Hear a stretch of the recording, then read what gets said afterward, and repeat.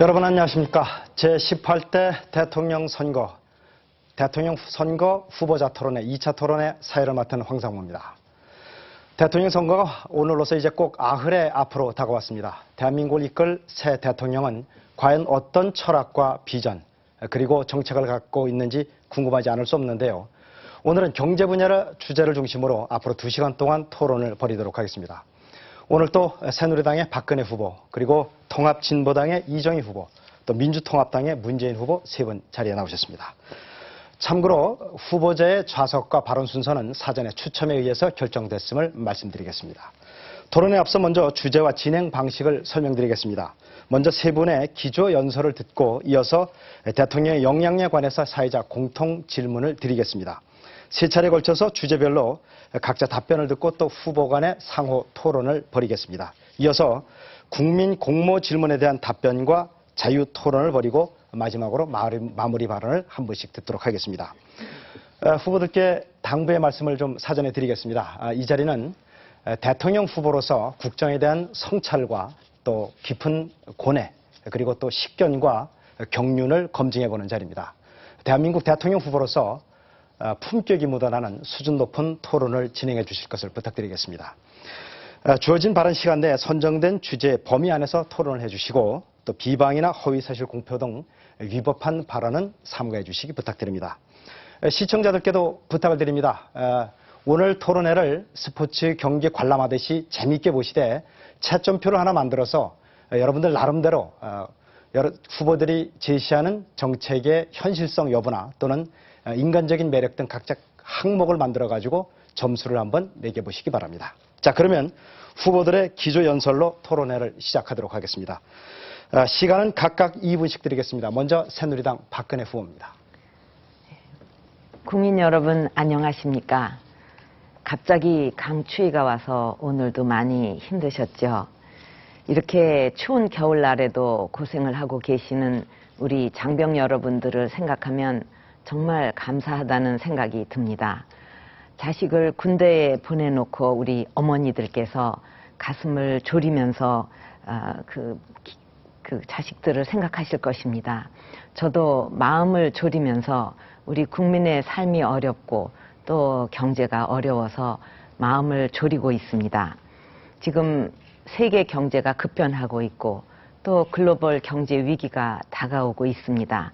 또 동시에 주요 국들의 지도자들이 거의 교체되고 있습니다. 이렇게 급변하는 국내외의 이런 도전을 우리가 이겨내고 다시 한번 도약하기 위해서는 국민의 마음과 에너지를 하나로 모으고 그 바탕 위에서 정말 책임 있는 변화를 이끌 리더십이 필요하다고 생각합니다. 저는 다음 대통령에게 무엇보다도 시급한 과제가 바로 우리 국민들의 민생을 살리고 또 미래에 대한 희망을 드리는 것이라고 생각합니다. 저는 국정 운영의 패러다임을 국민 중심으로 바꾸고 또 중산층 복원을 정책 제1 과제로 삼을 것입니다. 그래서 무너진 우리 중산층 비중을 70%까지 끌어올리고 그렇게 하기 위한 중산층 재건 프로젝트를 즉각 실천에 옮길 것입니다. 그래서 국민 여러분들의 꿈을 다시 찾아드리고 또 모두가 잘 사는 100% 대한민국을 만들어서 국민 행복 시대를 열겠습니다. 그 길에 여러분께서 함께해 주십시오. 네, 이어서 이정희 후보 순서입니다. 존경하는 국민 여러분, 통합진보당 기호 3번 이정희입니다. 지난 1차 토론 뒤에 새누리당이 이정희 방지법을 발의했습니다. 토론을 보고 분리하니까 이제 기회조차 주면 안 되겠다 하시니 놀랍습니다. 이런 것이 박정희 스타일, 유신 스타일 아니면 무엇입니까? 하지만 지금 대한민국은 2012년입니다. 이제 열흘 뒤면 우리는 새로운 대통령을 뽑습니다. 대통령 위에 헌법이 있습니다. 그런데 그 헌법 위에 누가 있습니까? 바로 이건희, 정몽구 회장이 있습니다. 삼성반도체에서 일한 황유미 씨, 26 청춘의 백혈병으로 세상을 떠났습니다. 낡은 반도체 공정, 유독약품이 유미 씨의 생명을 갉아먹었습니다. 머리가 모두 빠진 유미 씨는 깃털처럼 가벼워져서 이 세상을 떠났습니다. 유미 씨 말고도 50여 명의 노동자들이 백혈병으로 죽거나 투병 중인데 삼성은 고집스럽게도 산재가 아니라고 합니다. 정부도 삼성 편을 듭니다. 8년간의 소송 끝에 대법원에서 복직 판결을 받은 최병승 씨. 현대차 비정규 노동자였던 그가 해고된 것 28살입니다. 지루한 소송, 대법원을 2번이나 오가는 동안 그는 이제 36살이 됐습니다. 그러나 그는 아직도 일터로 돌아가지 못했습니다. 최병승 씨는 55일째 20m 철탑 위에 겨울바람 속에 있습니다. 이 토론 철탑 위에서도 보고 계신가요? 온갖 편법과 불법, 로비로 국회와 청와대는 물론 법원까지 쥐고 흔드는 그들이 헌법 위에서 국민을 내려다보면서 웃고 있습니다. 이건희 씨와 정몽구 씨를 헌법 위의 제왕이 아닌 법 앞에 평등한 보통의 대한민국 국민으로 돌려보냅시다. 통합진보당이 만들어낼 경제민주화, 바로 이것입니다. 네, 마지막으로 문재인 후보 기조연설 듣겠습니다. 날씨가 많이 추워졌습니다. 경기 한파로 우리 마음까지 꽁꽁 얼어붙었습니다. 이렇게 힘들 때 여러분들 마음에 가장 기억되는 분이 누구입니까? 바로 어머니의 따뜻한 마음 아니겠습니까? 저에게도 피난을 내려와서 먹고 살기 힘든 시절이 있었습니다. 제 어머니는 가족들 먹여 살리느라고 또 자식들 공부시키느라고 연탄 배달도 하시고 또 시장에서 좌판 장사도 하셨습니다. 그러느라고 거칠어진 어머니의 손, 저는 선거운동을 하면서 수없이 그 손을 맞잡았습니다. 제 손을 잡고 민생 살려달라고 또 새정치 해달라고 그렇게 당부하시는 분들의 손은 바로 제 어머니의 손이었습니다. 한국의 경제를 일으키고 오늘의 한국을 만든 것은 어머니들이었다고 합니다. 어머니들의 자식을 위한 희생과 헌신 덕분에 우리는 여기까지 올 수 있었습니다. 신은 세상의 어려움을 다 해결할 수가 없어서 어머니의 마음을 창조했다라는 말이 있습니다. 저는 어머니같이 따뜻한 정부를 만들겠습니다. 얼마 전 여론조사에서 국민들의 98%가 계층 상승이 불가능할 것 같다고 답했습니다. 부도, 신분도, 사회적 지위도 대물림되는 국민 절망의 시대가 된 것입니다. 새누리당 정부의 특권 경제와 박근혜 후보의 재벌 경제로는 국민들에게 희망을 줄 수가 없습니다. 저는 서민이 중산층이 되고 중산층이 우리 사회의 중심이 되는 새로운 시대를 열겠습니다. 일자리 창출이 최고의 성장 정책이고 복지 정책이라는 말씀을 드립니다. 네. 이상으로 세 후보의 기자연설 잘 들었습니다. 자, 그러면 본격적인 정책 토론에 들어가기 앞서서 먼저 각 후보들의 역량을 알아보는 질문을 드리겠습니다. 조금 전 제가 선거방송토론위원회로부터 질문을 받았는데요. 질문을 드릴 테니까 각 후보께서 2분씩 답변을 해주시면 되겠습니다. 자, 질문입니다. 대통령의 덕목 중 하나는 위기관리 능력입니다. 위기관리 능력은 위기의 성격이 무엇인지 파악하고 문제 해결을 위한 대책을 마련하는 데 있는데요. 국가의 위기에는 주변 국가와의 위기도 있고 경제적인 위기도 있고 또 사회적 갈등에 대한 위기도 있을 것입니다. 그렇다면 지금 현재 후보자가 진단하는 가장 시급한 국가적 위기는 무엇이고 이를 극복하는 데 있어서 자신이 상대 후보보다 어떠한 강점이 있다고 생각하십니까? 자, 답변 시간은 각 2분이고요. 먼저 이번에는 이정희 후보부터 답변해 주시기 바랍니다. 지금 대한민국의 가장 큰 위기는 서민의 위기입니다. 서민들과 함께 이해하고 그리고 가슴으로 느끼고 이것이 이 서민의 위기를 풀어갈 수 있는 가장 기본이라고 생각합니다. 살아온 길을 보면 앞으로 살아갈 길도 알 수 있다고 합니다. 국회의원이 되고 나서 많은 분들을 만났습니다. 제가 변호사로 일하던 시절에는 미처 만나지 못했던 분들, 너무나 외롭고 또 힘들게 살아오신 분들, 하지만 저보다 더 바르고 또 꿋꿋하게 살아오신 분들 만났습니다. 통합진보당의 경제정책 바로 여기서 나왔습니다. 그분들이 저를 가르쳤고 또 가슴으로 느낀 그분들의 삶과 말씀이 통합진보당과 저의 힘입니다. 위기를 구하겠다는, 극복하겠다는 박근혜 후보 어떻게 사셨는지 아실 겁니다. 18년 동안 청와대라고 불리는 집에 사시다가 81년에 성북동 주택에 들어가셨습니다. 이 집은 신기수 당시 경남기업 회장이 무상으로 지어준 저택이었습니다. 잔디 깔린 마당이 있는 300평이 넘는 이 집을 거저 넘겨받으셨는데 박 후보는 증여세, 취득세, 등록세 내지 않으셨습니다. 그야말로 그냥 받으신 것이지요. 이 집 팔아서 장충동 갔다가 다시 지금 삼성동 주택으로 이사하셔서 이 기준시가 삼성동 주택 20억 원 좀 넘습니다. 우리나라에서 이렇게 사셨던 분이 아마 박 후보 단 한 분일 겁니다. 지금 대통령이 되겠다고 하십니다. 청담동 앨리스라는 드라마가 있지요. 여주인공 남자친구가 아름다운 서울의 야경을 배경으로 이런 말을 합니다. 이 많은 아파트 중에서 내가 살 수 있는 집은 없다. 저는 박근혜 후보가 집이라는 이 한 글자의 단어에서 느낄 수 있는 것이 무엇인지 궁금합니다. 머리로 이해해도 아마 월세, 전세, 매일 돌아오는 주택담보이자 무엇인지 가슴으로 못 느끼실 것입니다. 현명하게 여러분께서 판단해 주십시오. 네, 다음은 문재인 후보 순서인데요. 지금 제가 드린 질문은 국가 위기를 어떻게 극복하느냐 하는 역량에 관한 질문이었습니다. 거기에 대해서 좀 2분간 답변해 주시기 바랍니다. 예. 제가 정치에 뛰어들면서 결심한 가장 큰 목표는 통합입니다.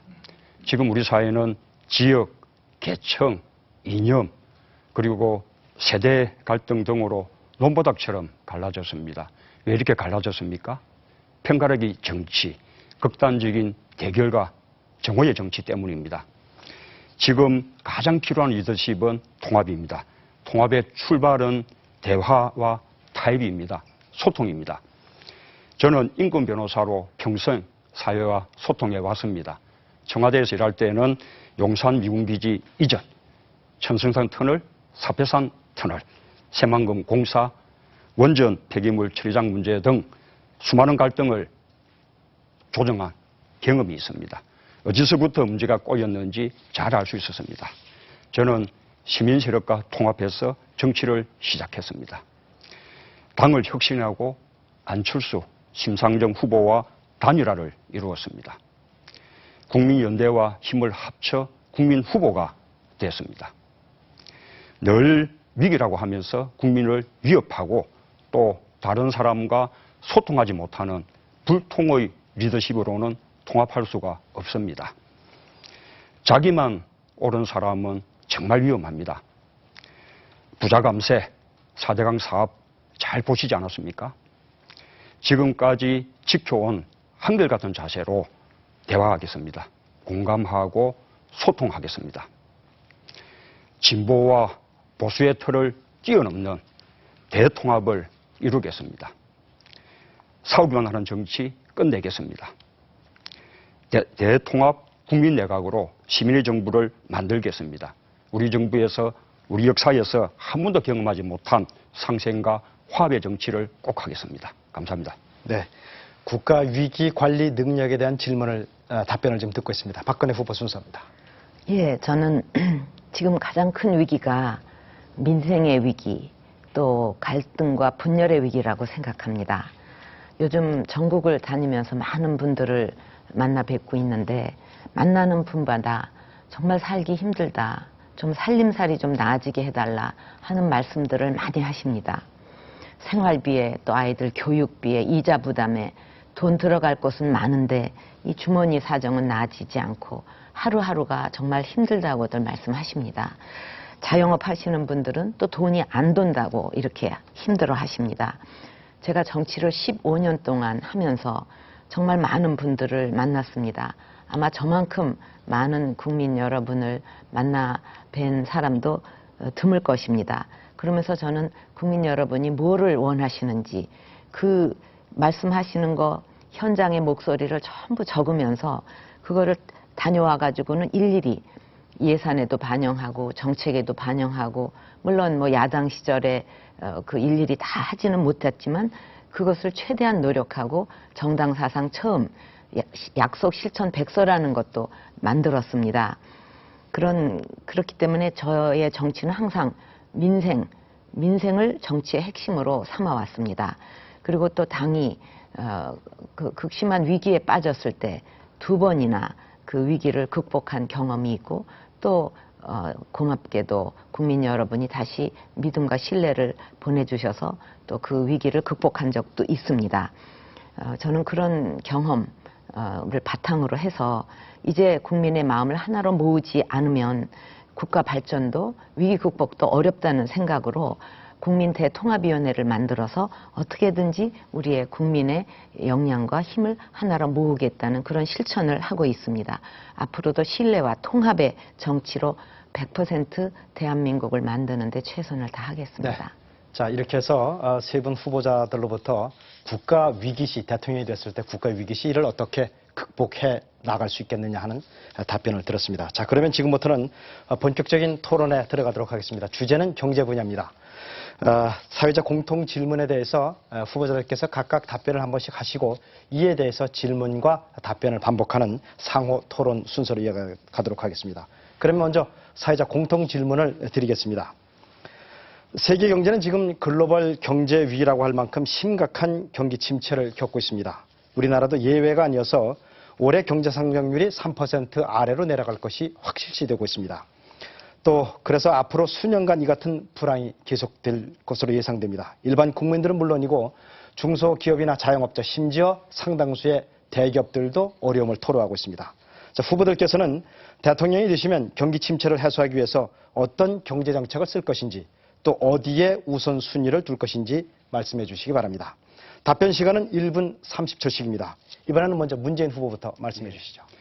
경기 침체로 인한 국민의 고통을 해결하고 성장도 살리면서 또 국민들이 모두 함께 잘 살게 만드는 그런 정책의 핵심이 바로 경제민주화와 일자리입니다. 경기 침체가 오래 지속되고 있지만 대기업들은 해마다 10조, 20조씩 이익을 남기면서 영업이익 신기록을 갱신하고 있습니다. 반면에 중소기업, 자영업자, 중산층, 서민들 그리고 노동자들은 모두 힘들다고 아우성입니다. 새누리당 정부의 재벌 위주 또 부자 감세, 줄부세 정책 때문입니다.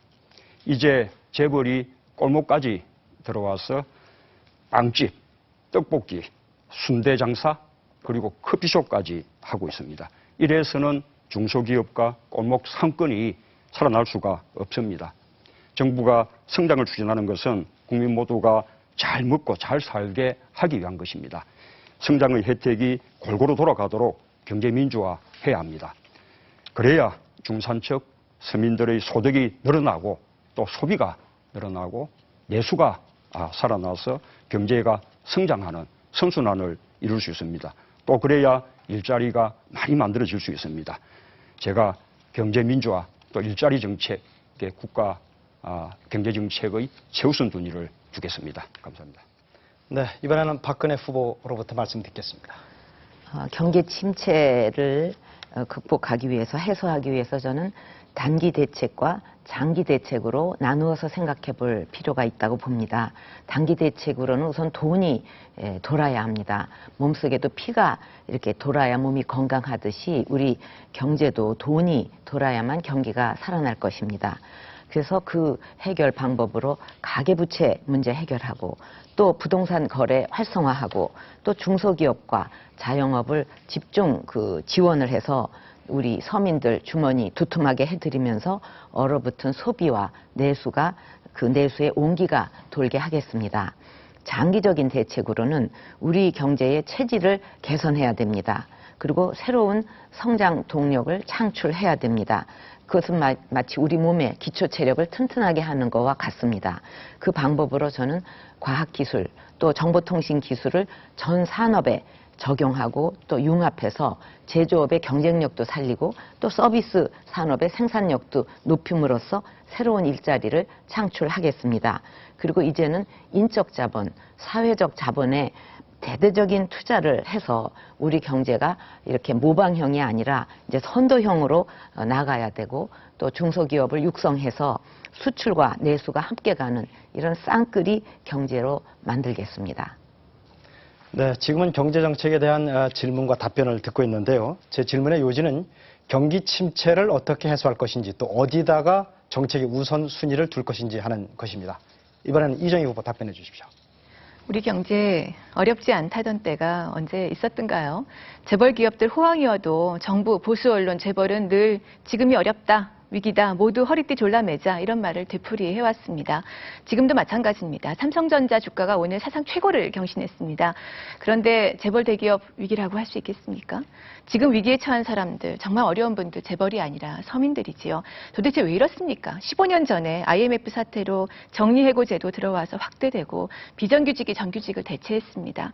금융기관이 외국 투기 자본에 넘어가니까 수익성만 추구했고 금리 제한 풀려서 일본의 사채업자들이 상륙하니까 금융소외자 800만 명 됐습니다. 투기자본이 땅으로 돈을 벌려고 뉴타운 광풍 일으켜서 횡재하고 재벌 건설사 호황 누리는 동안 서민들은 2배로 오른 전셋값에 못 버티고 외곽으로 밀려났습니다.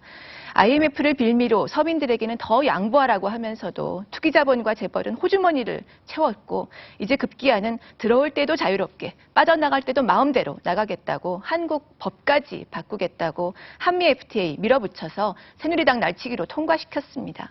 서민들 위기를 탈출하려면 IMF 사태로 만들어진 제도에서 벗어나야 합니다. 정리해고 제도 폐지하고 비정규직 없애고 금리 제한에서 사채업 번성 막고 부동산 투기로 돈 버는 구조 벗어나야 합니다. 이런 제도 그대로 두고는 빚 돌려막기, 폭탄 돌리기 될 뿐입니다. 네, 말씀 잘 들었습니다. 그럼 지금부터는 상호 토론을 시작하겠습니다. 각 후보의 답변 내용에 대해서 질문이 있거나 또는 반론이 있을 것으로 생각됩니다. 상호 토론을 하겠는데요. 앞서서 제가 당부의 말씀을 한 번 더 드리겠습니다. 지난 1차 토론 이후에 선거방송토론위원회에 많은 의견이 접수됐는데요. 후보들께서는 주제에 대한 심도 있는 토론을 꼭 좀 해달라는 부탁이었습니다. 토론 주제의 범위와 주어진 시간 그리고 발언 순서를 꼭 지켜주시기 바랍니다. 시청자들께서도 어느 후보가 규칙을 잘 지키는지 채점을 좀 해주시기 바랍니다. 자, 질문은 1분, 답변은 1분 30초입니다. 이 순서대로 진행하도록 하겠습니다. 그럼 순서에 따라서 먼저 이번에는 박근혜 후보가 이정희 후보한테 질문해 주십시오. 1분간 질문입니다. 예, 제가 먼저 질문하겠습니다. 경기 침체를 극복하기 위해서는 이제 938조에 달하는 가계부채, 이 급한 불을 끄는 것이 우선이라고 봅니다. 급한 일입니다.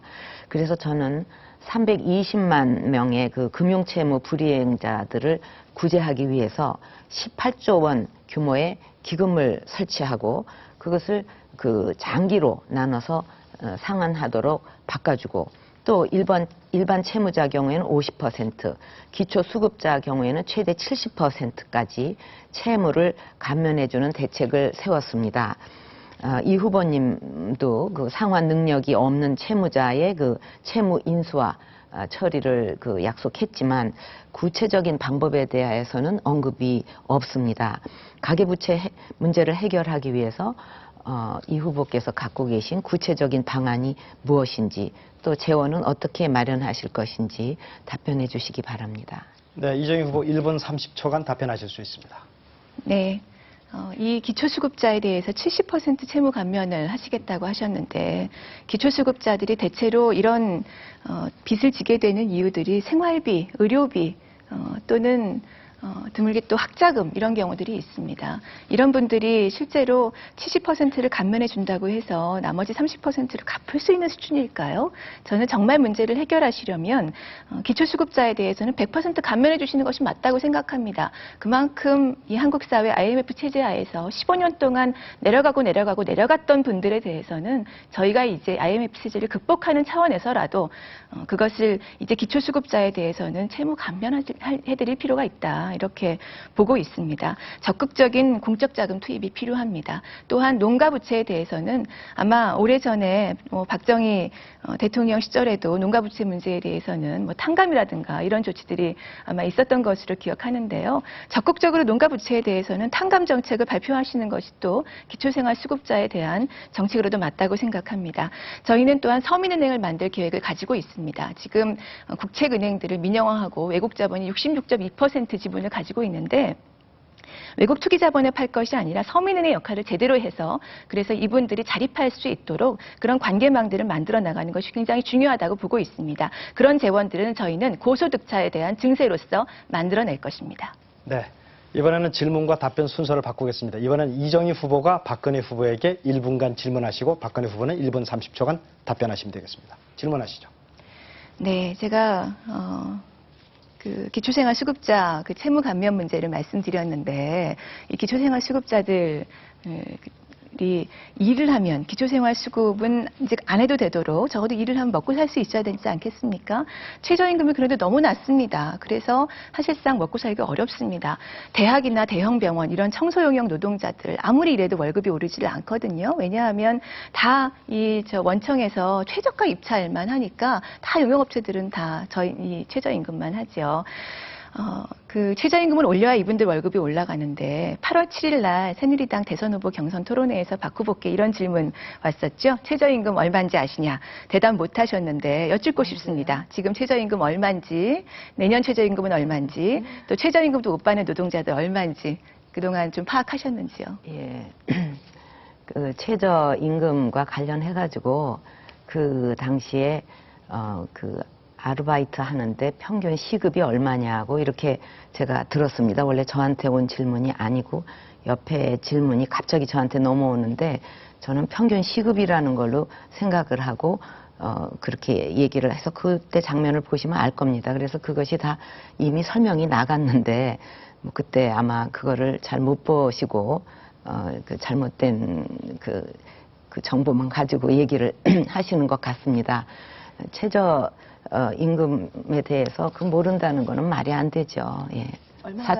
4,580원. 내년은 얼마인가요? 근데 여기 4,860원. 네. 근데 최저임금 못 받는 노동자는 몇 명인가요? 근데 이런 네. 그 대선 후보 토론에 나와가지고 이 스무고개 하듯이 이거를 상대가 모르면은 골탕을 한번 먹여야지 하는 식으로 계속 스무고개 하듯이 이런 식으로 하는 것은 별로 그렇게 바람직한 대선 토론이 아니라고 생각합니다. 우리가 어떤 미래에 큰 비전을 놓고 어떻게 하면은 국민에게 희망을 드리고 어떻게 나라를 이끌어 갈 건가 이런 것을 얘기하기도 바쁜데 스무고개 하듯이 요거는 얼마, 저거는 얼마 그러면서 계속 그런 식으로 하게 되면 이거는 뭐 학교에서 선생님하고 뭐 그 저기 학생들이 너 이거 숙제 해왔냐 이런 식으로 얘기하는 느낌을 받아서 국민들도 대선 네. 후보 토론이 좀 이상하지 않냐. 그렇게 궁금해하신 알겠습니다. 서민들 말씀 잘 말씀 들었습니다. 자, 전해드렸습니다. 그러면 말이죠. 제가 잠깐 진행 방식에 대해서 말씀을 드리겠습니다. 일단 제가 지명한 후보 외에는 다른 분은 가능하면은 상대 후보의 발언 시간에 허락을 받지 않는 한 끼어드시면 안 됩니다. 저한테 꼭 허락을 받으신 분들만 발언을 하시고 자기 발언 순서 또 남의 발언에 끼어들지 않게 이렇게 좀 규칙을 지켜주시기 바랍니다. 이번에는 이정희 후보와 문재인 후보의 상호 토론 순서입니다. 이정희 후보께서 먼저 문재인 후보에게 질문해 주시기 바랍니다. 네, 앞서 박근혜 후보께서 말씀하셔서 간단히만 붙이면 최저임금 못 받는 노동자들이 지금 190만 명입니다. 전체 노동자의 10%가 넘습니다. 최저임금 원래 못 받으면 이 사업주 형사처벌되게 돼 있는데 법의 규제가 미치지 않는다는 것입니다. 특히 대구에 있는 최저임금 못 받는 젊은이들이 굉장히 많습니다. 아예 시급 자체가 최저임금이 안 되는 데가 대구거든요. 그래서 여쭤본 거고요. 문재인 후보께 말씀드리겠습니다. 네, 외국은행이 장악한 은행들이 이른바 부자 마케팅을 했습니다. 서민들에게는 오히려 문턱을 높였고요. 그래서 이런 그 서민들께서 사채업자 찾으면서 불법 추심에 또 시달렸습니다. 삶 전체가 왜곡된 시기가 또 참여정부 시절에도 또 있었던 것이 분명합니다. 문재인 후보께서 내신 피에타 3법이 채무자 고통을 좀 줄여주자 차원에서 나왔지만 아직 해법 좀 부족하다고 생각합니다. 그래서 과중 채무자들에 대해서는 공적 자금으로 과감하게 부채를 탕감하는 것 필요하지 않은가? 외국 자본이 은행을 장악한 현실 바꿔야 하지 않는가 보는데요. 어떠신가요? 네, 1분 30초간 답변하실 수 있습니다. 예, 그렇습니다. 제가 이렇게 이미 공약한 그 피에타 3법, 우리 이자의 상한을 연 25%로 제한하고 또 위법한 또 강제적인 채권 추심 또 금지하고 하는 이런 제도들은 조금 장기적인 대책이라고 생각을 합니다. 지금 당면에서는 지금 가계부채의 대부분이 좀 단기 채무고 그리고 또 변동금리가 많은데 이것을 장기적인 채무 그리고 또 고정금리로 전환해 줄 필요가 있다고 생각을 합니다. 또 한편으로는 제2금융권 그리고 또 대부 업체를 이용하는 그런 고금리 채무가 많은데 이것을 저금리 채무로 이렇게 전환해 줌으로써 우리 가계 부채자들이 보다 안정적으로 상환할 수 있게끔 하는 것이 필요하다고 생각합니다. 또 이 가계 부채가 있다 하더라도 성실하게 채무를 상환하고 있는 그런 채무자에 대해서는 살고 있는 주택에 대한 경매를 조금 금지하는 그런 제도도 필요하다고 생각합니다. 뿐만 아니고 영세민들 또 이 농어민들에 대한 가계부채 문제는 그것을 금리를 좀 탕감해주는 이런 좀 근본적인 대책도 필요한 것으로 생각합니다. 네, 이번에는 그러면 문재인 후보께서 이정희 후보한테 질문하는 순서입니다. 질문해 주시죠. 예, 우리 이정희 후보님 그리고 또 통합진보당에서는 좀 제가 보기에 좀 이상적인 그런 복지 정책을 공약을 하면서 이제 재원 마련을 위해서 좀 한꺼번에 너무 급격한 그런 정세를 하겠다고 하는 거 아닌가. 그러면 복지에는 좋을지 몰라도 우리 경제에 좀 주름살이 주어지지 않을까. 그런 염려가 한편으로 좀 듭니다. 또 한편으로는 그렇게 하게 되면 부자들뿐만 아니라 서민층의 세금 부담도 증가할 우려가 있지 않느냐. 지금 간이과세 제도를 정비를 해서 이 4조 원의 추가 세수를 확보를 하겠다는 그런 계획인데 그렇게 되면 연매출 2,400만에서 4,800만 이렇게 되는 영세 자영업자들의 세 부담이 크게 늘어날 수 있거든요. 우선 당장 그분들의 부가가치세 추가 부담만 해도 1조 3천억 원 정도 늘어난다는 그런 추산이 있습니다. 이런 지적에 대해서 어떻게 생각하십니까? 이정희 후보 답변하시죠. 네, 복지를 위해서는 당연히 국가의 세수가 있어야 하는 것이고요. 그것 없이 복지를 늘리겠다는 것은 사실 아주 조금만 늘리겠다는 것이거나 아니면 거짓말이거나 둘 중에 하나지요. 그래서 적극적인 고소득층 증세가 필요하다 이렇게 말씀드렸는데요. 지금 서민들 주머니가 사실 텅 비었습니다. 지금 뭐 월급쟁이들 월급 받으시는 분들 유리지갑이다 이렇게 스스로 말씀하시는 정도고 그래서 이분들이 더 낼 여력이 사실 없습니다. 그런데 저희는 고소득층 증세가 가장 중요하다고 보고 그리고 한 달에 과세 표준으로 봐서 3억 원 정도 이상이니까 그러면 한 달에 한 4천만 원, 5천만 원 버시는 분들이 또 계시거든요. 한 10,000명 정도 계십니다. 그런 분들한테서 한 연간 한 1조 원 정도 더 걷겠다 이런 계획도 가지고 있고요. 또 재벌 대기업 한 200개 정도에서부터 연간 한 13조 원 더 걷겠다 이런 계획 가지고 있는데요. 간이과세 제도에 대해서는 이것 자체는 정비는 필요합니다. 그래서 저희는 어떤 계획을 가지고 있냐면 이 주로 음식점 하시는 분들, 작은 사업 하시는 분들이 많으신데 이분들한테 고용을 늘리도록 차라리 지금은 재료를 사는 것만 부가세에서 빼드렸는데 고용을 늘리면 그것 자체를 부가세에서 더 빼드리는 방식으로 하면 고용도 늘어나고 세원도 투명해지고 거기서 혹시나 간이과세 제도를 혹시 또 잘못 이용하시는 분들한테는 또 투명한 세원에서 받아내고 이런 제도를 계획하고 있습니다. 그래서 거기서 자연스럽게 세수들이 또 일정하게 늘어나는 부분들이 있을 거라고 보는데요. 그건 정상적인 조정이라고 봐야 되겠죠. 네, 말씀 잘 들었습니다. 자, 이번에는 문재인 후보와 박근혜 후보 간 두 분의 상호 토론 순서입니다. 먼저 문재인 후보께서 박근혜 후보한테 질문해 주시기 바랍니다. 예, 우리 박근혜 후보님도 이명박 정부를 민생에서 실패한 정권이다라고 하셨습니다. 제가 두 가지를 여쭙고 싶습니다. 민생만 실패했냐? 우선 민주주의도 경제 성장도 또 남북 관계도 안보도 지방 균형 발전도 모두 다 파탄나거나 못해지지 않았는가? 또 물가도 너무 많이 오르지 않았는가? 방금 아까 또 말씀하신 바와 같이 가계부채도 새누리당 정부에서 너무 크게 증가한 것이 아닌가? 이에 대해서는 어떻게 평가하시는지 여쭙고 싶고요. 두 번째로는 새누리당과 박 후보가 지난 5년 동안 4대강 또 부자 감세 등 무려 115개 반민생 법안과 또 해마다 예산안을 날치기를 통과해서 이렇게 민생이 파탄났다고 보는데 이명박 정권의 민생 실패에 우리 박 후보는 공동 책임이 없습니까? 두 가지 묻고 싶습니다. 네, 박근혜 후보 1분 30초간 답변하실 수 있습니다.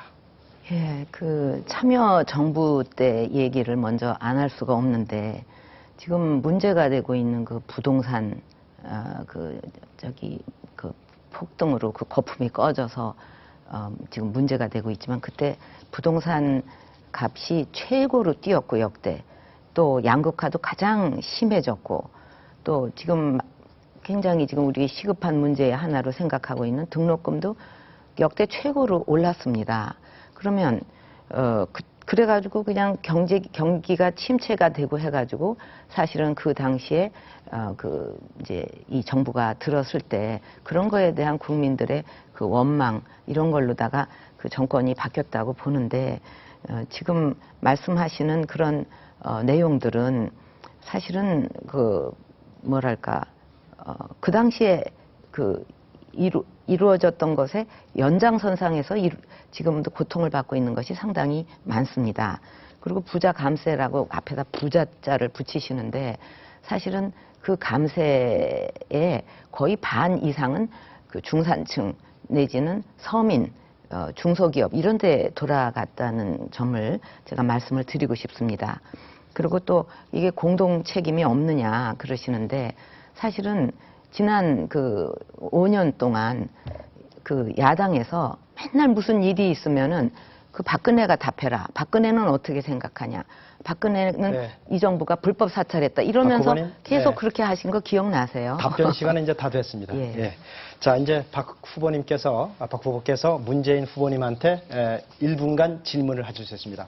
문 후보님은 1분 30초간 답변하실 수 있습니다. 질문하시죠. 예, 지금 우리 그 사회의 허리라고 할 수 있는 중산층이 무너지고 있고 그래서 앞으로 저는 중산층을 70%까지 재건을 시키겠다. 이것을 이제 최우선 과제로 삼고 그것을 재건하기 위한 10대 과제를 이제 추진을 해서 서민층을 중산층으로 또 빈곤층을 서민층으로 끌어올릴 계획을 가지고 있습니다. 근데 양극화와 중산층 붕괴가 가장 심각했던 때가 바로 참여정부 때였다. 그때 중산층 비중이 69%에서 63으로 떨어졌고 가계부채, 부동산, 대학 등록금 모두 급등을 했습니다. 지금 문 후보님 경제정책을 보면 그 실패한 참여정부 정책하고 크게 다르지가 않은 것 같습니다. 당시에 세계 경기가 호황이었는데 우리나라만 세계 평균에도 미치지를 못했어요, 성장률이.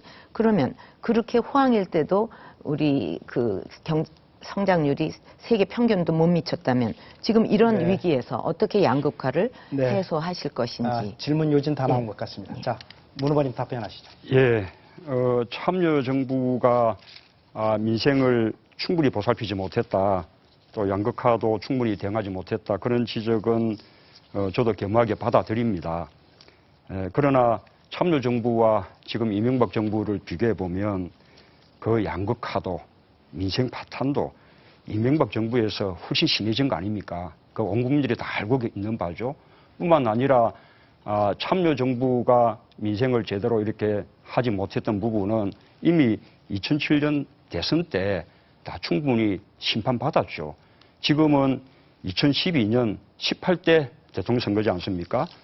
새누리당 집권 지난 5년을 심판하는 그런 선거이거든요. 이제는 새누리당이 정말 민생 파탄, 방금 말씀하신 중산층 서민들 삶을 무너뜨리고 양극화가 더 심해지고 그렇게 했다면 이제는 새누리당이 심판받을 차례라고 생각합니다. 지금 뿐만 아닙니다. 이런 민생만 그런 것이 아니라 경제 성장률도 지금 2%대까지는 떨어지지 않습니까? 우리 국가 경쟁력 순위도 원래 11위 정도 했던 것이 지금 24위로 이렇게 추락을 했거든요. 뿐만 아니고 물가 상승도 훨씬 높지 않았습니까? 우리 근로자들의 실질 임금 상승률이 새누리당 정부 아래에서 마이너스 7%였거든요. 이러니 서민들의 삶이 무너지지 않을 수 있겠습니까? 네. 그에 대해서 심판을 여기까지 받으셔야죠. 듣겠습니다. 네. 이렇게 해서 세 분 말씀 잘 들었고요. 첫 번째 토론 주제는 여기서 마치겠습니다. 그러면 두 번째 토론 주제로 넘어가겠습니다. 이번에는 경제 민주화 실천 방안입니다.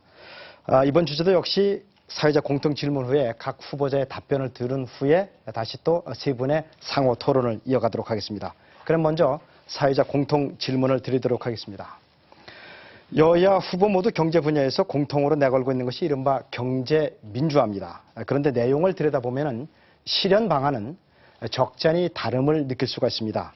경제 민주화에 대한 후보 여러분들의 기본 입장은 무엇이고 또 어떠한 정책을 추진하겠다는 것인지, 현실에서 이것이 적용은 가능한 것인지, 부작용은 없겠는지, 또 상대 후보의 정책보다 자신이 내세우고 있는 방안이 왜 더 우월한지 말씀을 해주시기 바랍니다.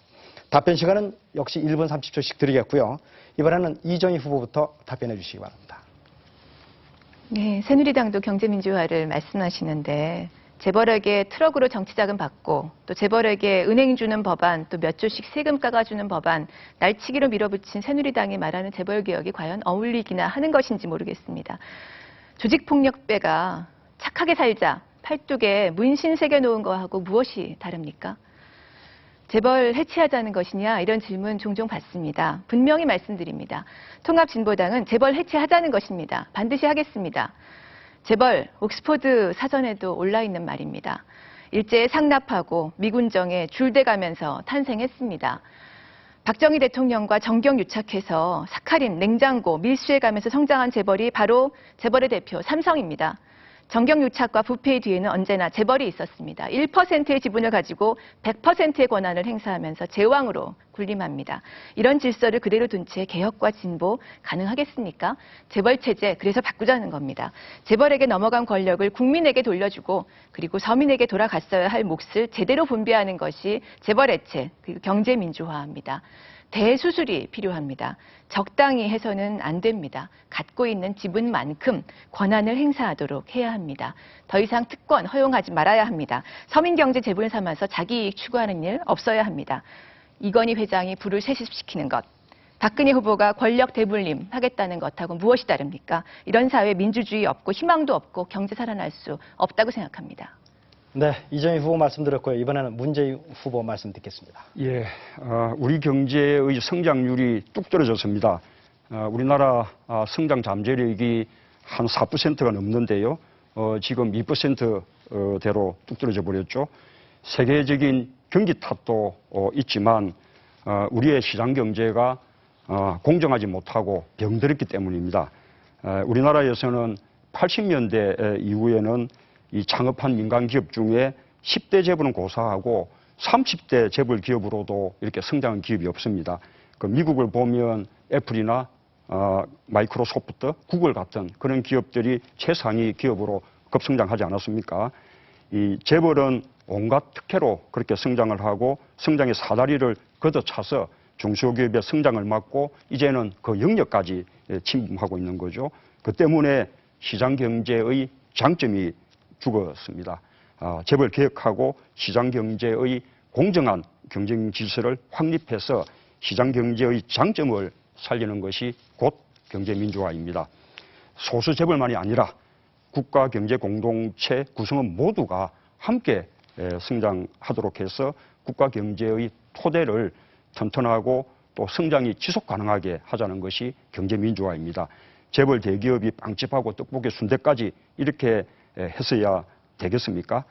재벌 기업은 골목이 아니라 세계와 경쟁해야 합니다. 제가 경제 민주화 확실히 하겠습니다. 네, 마지막으로 박근혜 후보로부터 말씀 듣겠습니다.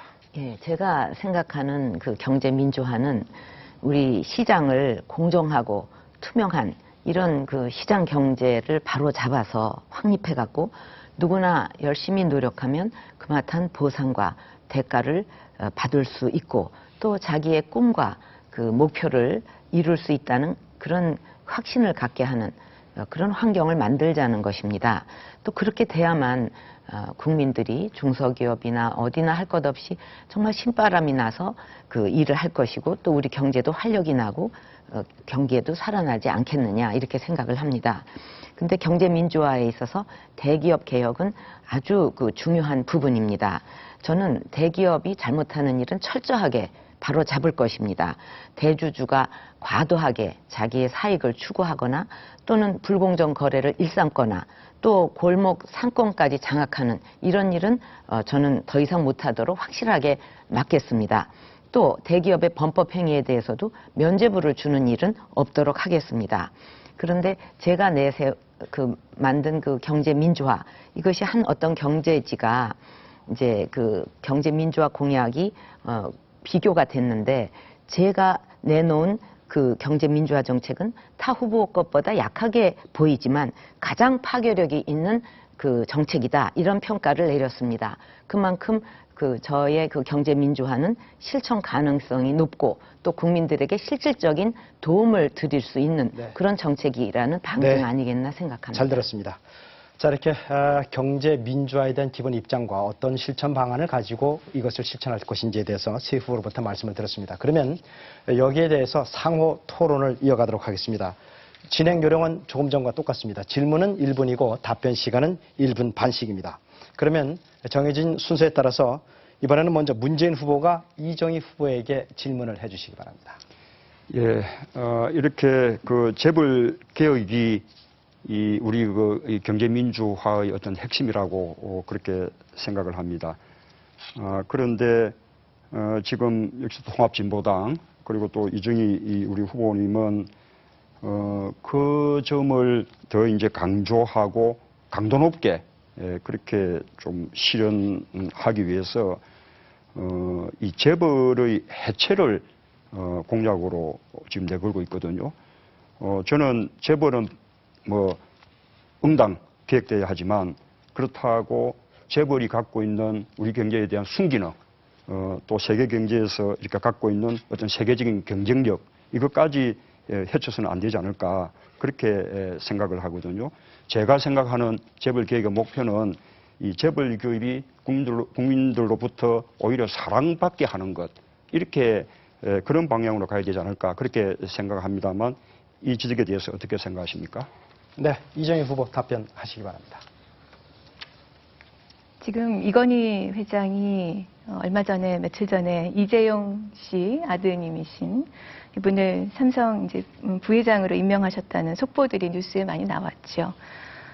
수백억 원대의 손실을 인터넷 사업에서 이미 보신 분이죠. 정상적인 상황이라면 사실 이런 것은 경영 능력을 봤을 때 그 경영권이 승계되지 않는 것이 마땅한 판단이겠지요. 그러나 승계가 됩니다. 우리 국민들은 아들이니까 당연히 그렇겠지, 이렇게 생각합니다. 그것을 깨는 것이 필요하죠. 그런데 이것은 이런 재벌의 부가 개인에게 집중되고 총수일가로 내려가는, 그래서 대물림되고 상속되는, 이것을 어떻게 과연 풀어헤칠 것이냐 하는 것이 저는 굉장히 중요하다고 봅니다. 이런 부의 집중 구조는 바로 수술이 정말 필요한 거지요. 그 수술을 저는 해체라고 부르는 것입니다. 순기능이 정말 남으려면 이런 일이 없어야 되는 것이지요. 네.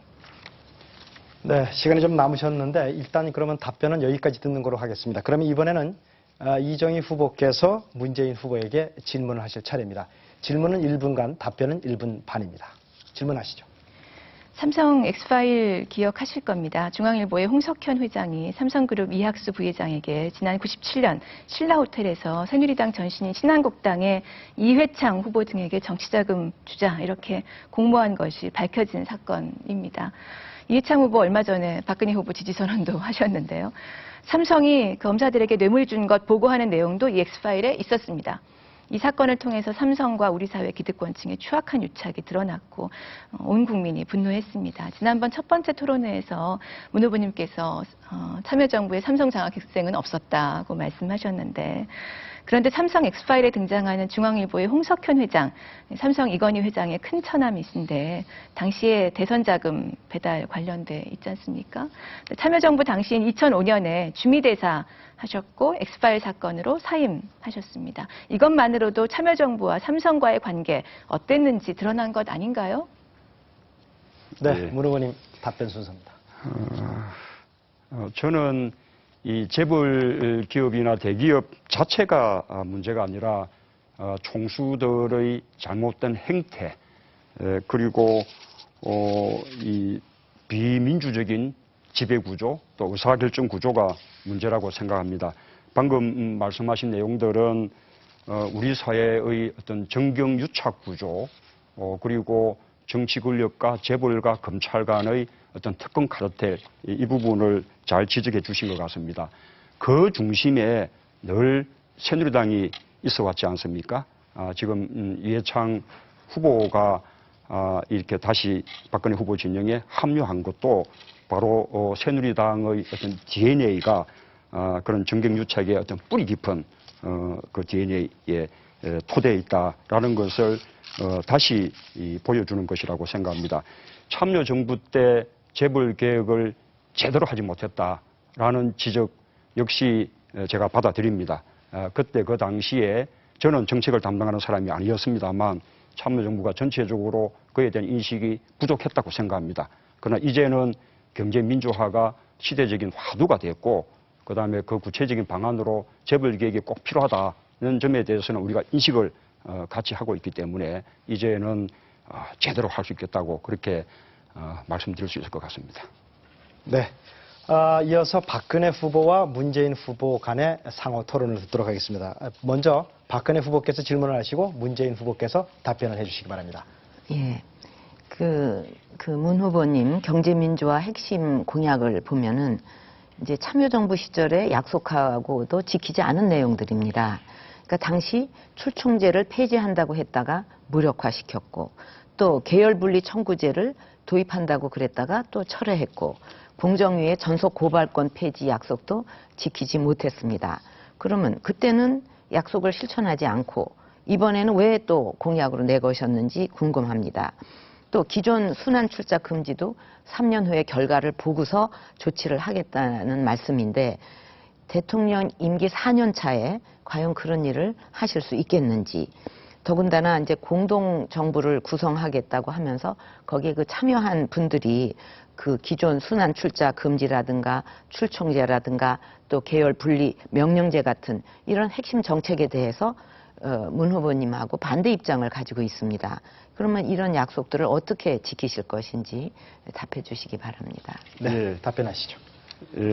우리가 안철수 후보님 또는 그 지지 세력 그리고 또 시민사회 세력과 함께 우리가 통합의 정치를 한다고 해서 모든 정책이 100% 다 일치할 수는 없는 것이죠. 99% 일치하면 함께하기에 충분한 것이고요. 나머지 1%는 문재인 정부가 결정하는 것이죠. 그리고 계열 분리 명령 청구제는 제가 공략한 바가 없다는 말씀을 드리고요. 출자 총액 제한 제도는 이명박 정부에서 폐지해 버렸죠. 그 바람에 이명박 정부에서 이 10대 재벌들의 계열사가 300개 이상 증가를 하고 또 30대 재벌들의 계열사는 600개 이상 증가를 했거든요. 이 사람이 새로 생긴 계열사들이 무슨 일을 하냐? 아까 말씀드린 피자 가게, 떡볶이, 순대, 또 뭐 커피숍 이렇게 모두 중소기업들이 하는 또 골목 상권들이 하는 업종을 침범한 거죠. 이래서 다시 출자 총액 제한 제도가 필요하게 된 것 아니겠습니까? 지금 순환 출자 이 해소 부분을 말씀하셨는데 지금 경제민주화 상징이라고 하는 김종인 전 수석도 기존의 순환 출자 해소하지 않으면 이것은 경제민주화하지 않는 것이다. 재벌개혁 불가능한 것이다. 그렇게 이야기하지 않았습니까? 네, 여기까지 이제 답변을 들었습니다. 그러면 이번에는 문재인 후보가 박근혜 후보에게 곧이어서 계속 질문을 하는 순서가 되겠습니다. 질문하시죠.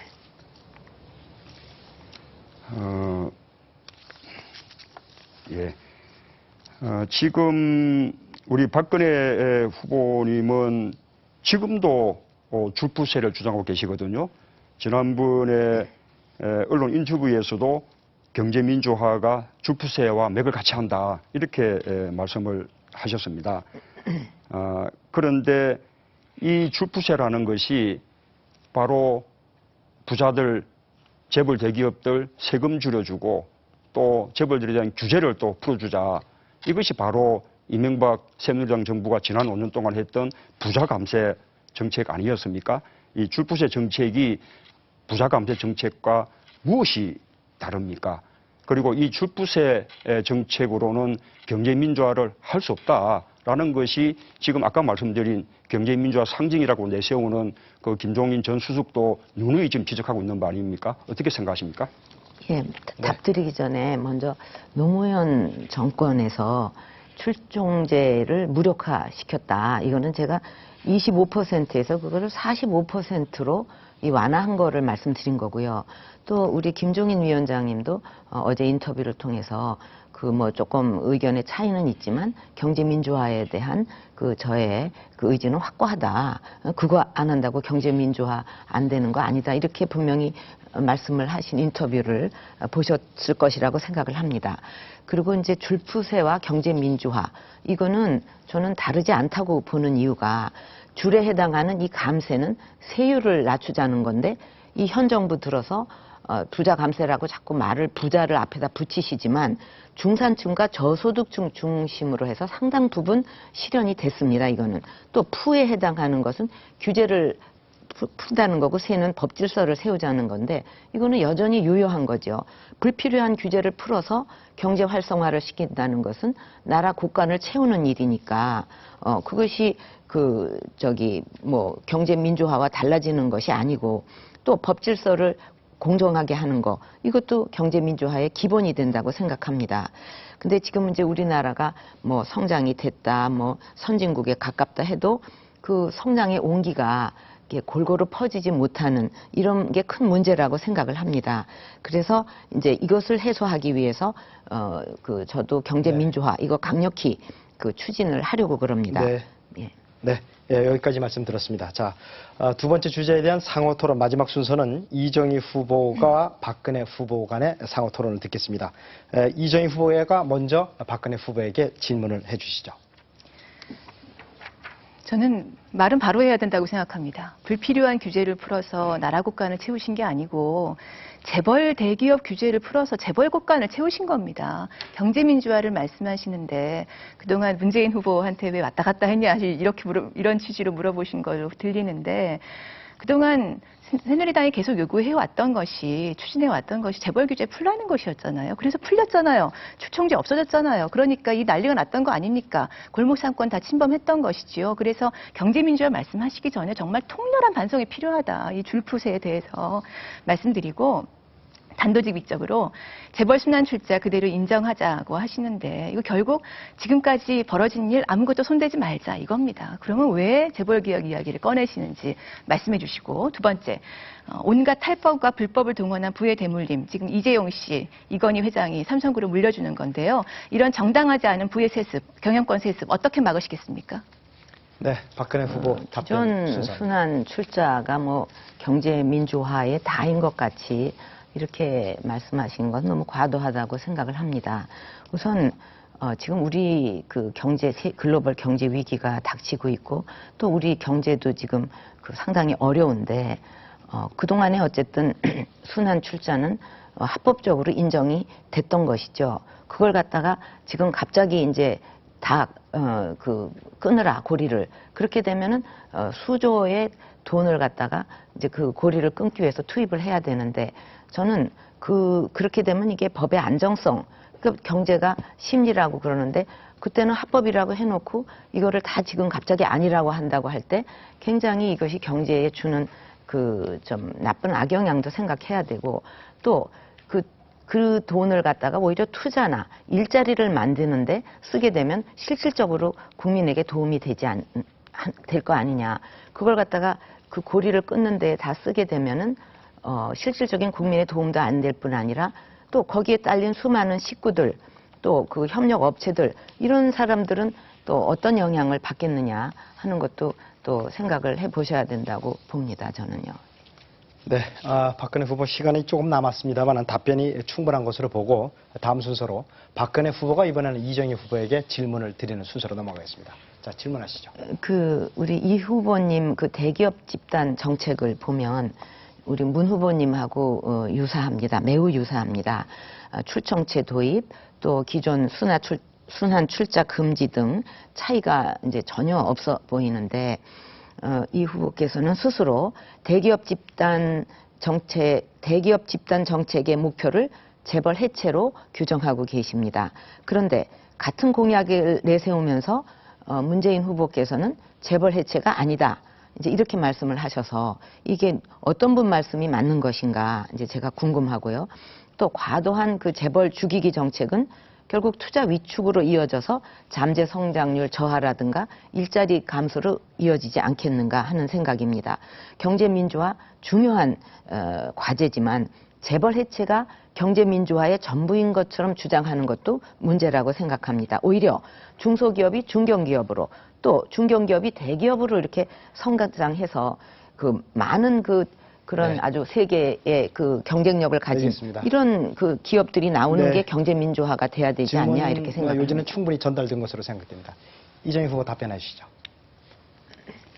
하청업체들이 기술 열심히 쌓아서 이제 발전하는 경우들이 있습니다. 그런데 재벌 대기업하고 거래를 하다 보면 조금만 기술이 나아지면 재벌 대기업이 뺏어간다, 인력 빼간다, 높은 임금 제시하고 이런 말씀들을 많이 하십니다. 결국 이 중견기업들이 커나갈 수 있는 길을 재벌들이 지금 계속 스스로 부의 집중을 통해서 흡수해 나가고 있는 것이죠. 그러다가 인수합병까지 가는 경우도 많고요. 그런데 어떤 돈으로 인수합병 하느냐? 대체로 출자총액 제한제도 없고 그리고 순환 출자도 가능하고 이러니까 재벌 총수 자녀분들께서 그걸로 한 번 돌린 돈 가지고 또 돌리는 겁니다. 그래서 정말 경제 민주화가 이루어지고 중소기업과 상생을 하려면 그러면 이 재벌에 대한 강력한 규제가 필요하고 이 재벌의 부의 집중 구조를 없애는 것이 재벌 해체다 이렇게 말씀드린 겁니다. 이 문제에 대해서 지금 문재인 후보께서는 재벌 개혁이라고 말씀하시고 저는 재벌 해체라고 얘기하는데 뭐가 다른 거냐 말씀하시는데 그건 문재인 후보님께 또 물어보시고요. 네, 지금 아까 경제 위기 어려운데 기존 순환출자 갑자기 끊으라고 하면 어떡하냐 말씀하셨는데 정확히 이해하셔야 되는데요. 문재인 후보님은 기존 순환출자에 대해서 3년 유예 주고 그걸 해소하라고 하겠다고 하셨고 저는 2년 유예를 말씀드렸습니다. 그래서 내일 당장 없애라는 얘기가 아니다. 근데 그걸 갑자기 끊으라고 하면 안 된다 이렇게 말씀하시는 건 좀 잘못된 반론이다 생각이 들고요. 합법이던 것이 어떻게 불법이 되느냐 말씀하셨는데 제가 조금 이따가 또 말씀드리죠. 네. 발언 순서 시간 잘 지켜주셔서 고맙습니다. 자, 세 번째 토론 주제로 넘어가도록 하겠습니다. 이번에는 일자리 창출과 고용 안정 방안입니다. 먼저 공통 질문부터 드리겠습니다.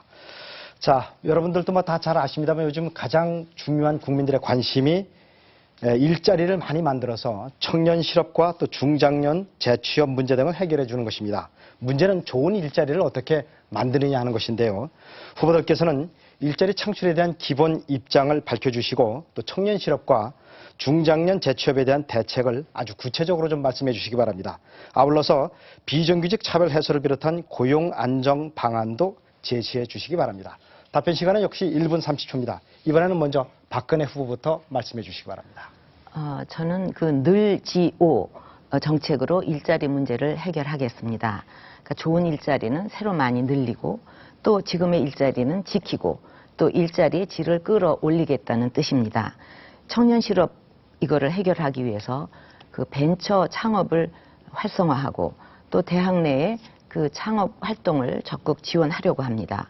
또 스펙 초월 채용 시스템을 구축해서 학벌이니 이런 거 따지지 않고 어떤 열정과 잠재 능력만 가지고 청년 인재들을 채용할 수 있도록 이렇게 할 것입니다.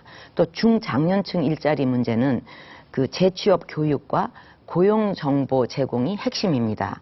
그래서 퇴직 전에 재취업 교육을 받을 수 있는 시스템을 구축하고 또 고용 정보 데이터를 잘 구축을 해서 구직자와 연결하는 이런 맞춤형 서비스를 제공하겠습니다.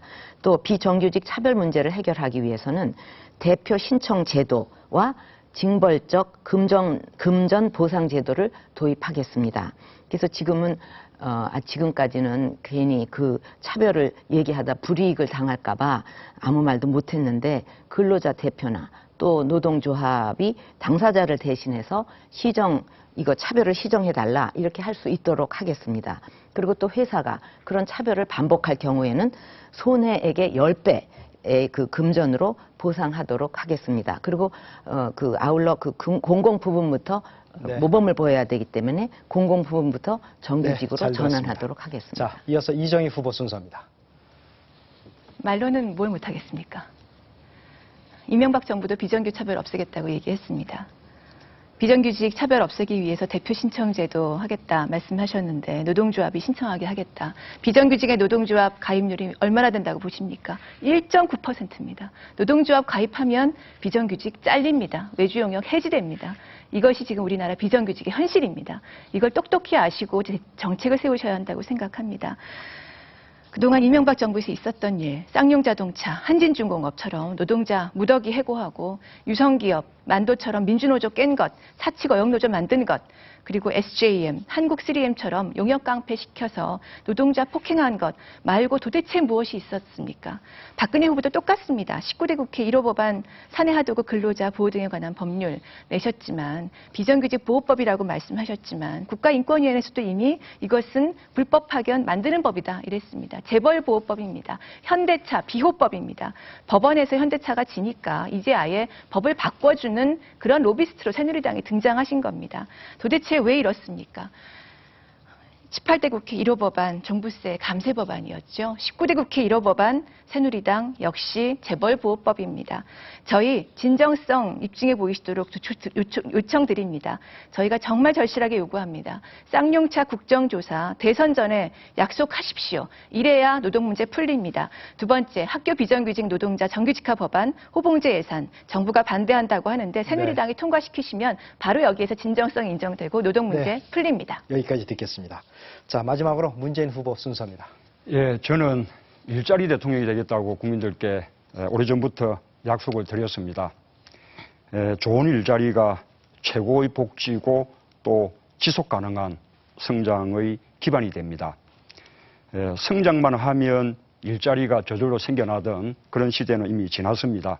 거꾸로 좋은 일자리를 많이 만들어서 소득을 늘려야 소비가 늘어서 내수가 확대가 되고 또 경제 성장의 동력이 됩니다. 일자리가 성장을 이끄는 것으로 우리 경제 인식을 바꿔야 된다고 봅니다. 저의 일자리 혁명은 한마디로 좋은 일자리 만나봐 이렇게 정책을 표현하고 있습니다. 우선 공공서비스에서 좋은 일자리 40만 개를 만들고 노동시간 단축을 통해서 일자리를 나눔으로써 70만 개의 일자리를 새롭게 만들겠습니다. 비정규직의 절반을 정규직으로 바꾸겠습니다. 공공부문의 비정규직부터 정규직으로 전환하겠습니다. 아울러서 정리해고 요건을 엄격하게 만들고 또 정년 연장을 해서 좋은 일자리를 지키고 고용을 안정화시키겠습니다. 이 중소기업이 고용의 88%를 담당합니다. 새누리당과 지금 박근혜 후보의 재벌 경제 정책으로는 중소기업을 살릴 수가 없고 따라서 일자리를 만들 수 없다라는 말씀을 드립니다. 네, 감사합니다. 세 후보의 답변 잘 들었고요. 이제 답변 내용에 따라서 반론과 재반론을 할 수 있는 상호 토론 시간으로 이어가겠습니다. 역시 진행 요령은 똑같습니다. 질문은 1분, 답변은 1분 반씩입니다. 그러면 순서에 따라서 이정희 후보가 먼저 문재인 후보에게 질문하는 순서입니다. 질문하시죠. 농민 수가 20년 만에 절반으로 줄어서 지금 270만 명밖에 되지 않습니다. 농민들께서 5대 걱정 말씀하시는데요. 추곡수매제 2004년 폐지한 이후에 5년 동안 물가 20% 올랐는데 나라값이 30% 떨어졌습니다. 20년 전 가격으로 되돌아갔죠. 가격 걱정. 소장료 내야 되니까 딴 걱정. 기계값, 비료값 돼야 되니까 생산비 걱정. 대출 못 갚으니까 부채 걱정. 태풍 와서 하우스 무너지면 재해 걱정. 농사 지어봐야 걱정만 쌓이니까 젊은이들이 농사 안 지으려고 그럽니다. 농민들은 지금 한미 FTA에 한중 FTA까지 추진되니까 이제 농사 짓지 말라는 거다 이런 말씀 하십니다. 사료까지 포함한 식량 자급률 22.6%밖에 되지 않고요. 저희는 기초농산물 국가수매제도 농민들이 요구하는 거 참 타당한 말씀이시다 생각합니다. 쌀, 곡식 또 이런 기초농산물 이런 제도 기초농산물 국가수매제도 긴급히 필요한데 어떤 의견이십니까? 그리고 강원도 골프장 지금 친환경 농산물 키우는데 골프장 때문에 농사 지을 수가 없습니다. 이 문제에 대한 특별한 답변 부탁드립니다. 현장 조사하시고 그리고 위법 사실 밝혀낼 의지 있으십니까? 네, 답변 순서인데요. 주제는 제가 다시 한 번만 환기를 시켜드리겠습니다. 일자리 창출과 고용 안정 방안에 대해서 저희들이 지금 토론을 하고 있습니다. 일단 답변해 주시죠. 그런데 어쩐 질문은 뭐 그것이 아니었던 것 같습니다. 기초수매제 말씀하신 거죠? 농민들 일자리에 굉장히 중요하기 때문에 말씀드린 겁니다. 네, 답변하십시오. 예. 지금 이정희 후보님이 말씀하신 그 문제의식에는 저도 공감을 합니다. 우리 농업이 너무 중요하기 때문에 농업을 살려야 한다. 그리고 우리 그 식량 자급률이 지금 23% 정도 수준으로 뚝 떨어져 있는데 식량 안보 차원에서도 농업을 살리자 하면 안 된다. 그렇게 하기 위해서는 농민들의 소득을 보장시켜 드려야 된다. 그런 어떤 취지나 문제의식에는 공감을 합니다. 그러나 이제 기초수매제에 대해서는 우선은 지적하고 싶은 것은 과거에 우리가 추곡 수매 제도가 있었습니다. 그 추곡 수매 제도에 많은 문제가 있었기 때문에 지금 직불금 제도로 그렇게 이제 바뀌었다는 말씀을 좀 드리고요. 그래서 제가 생각하는 농민소득 보장 방안은 우선 이 직불금에 있어서 변동 직불금 그리고 또 고정 직불금이 너무 오랫동안 오르지 않았습니다. 새누리당 정부가 전혀 올려주지 않은 거죠. 그래서 이 변동 직불금과 고정 직불금을 현실화하는 것이 필요하다고 생각하고요. 뿐만 아니고 이 농민들이 학교 급식이라든지 군대 급식이라든지 그다음에 또 노인들 급식이라든지 이런 데서는 계약 재배를 통해서 보다 안정적으로 농가 소득을 이렇게 안정시키고 확보할 수 있는 그런 네. 방안이 되리라고 생각합니다. 네. 사실 뭐 예상치 못한 질문에도 문재인 후보께서 아주 성실히 답변을 해주셨는데요. 다시 한번 환기를 드립니다. 일자리 창출과 고용 안정 방안에 대해서 지금 저희들이 토론을 벌이고 있습니다. 이번에는 문재인 후보께서 이정희 후보에게 질문해 주시기 바랍니다.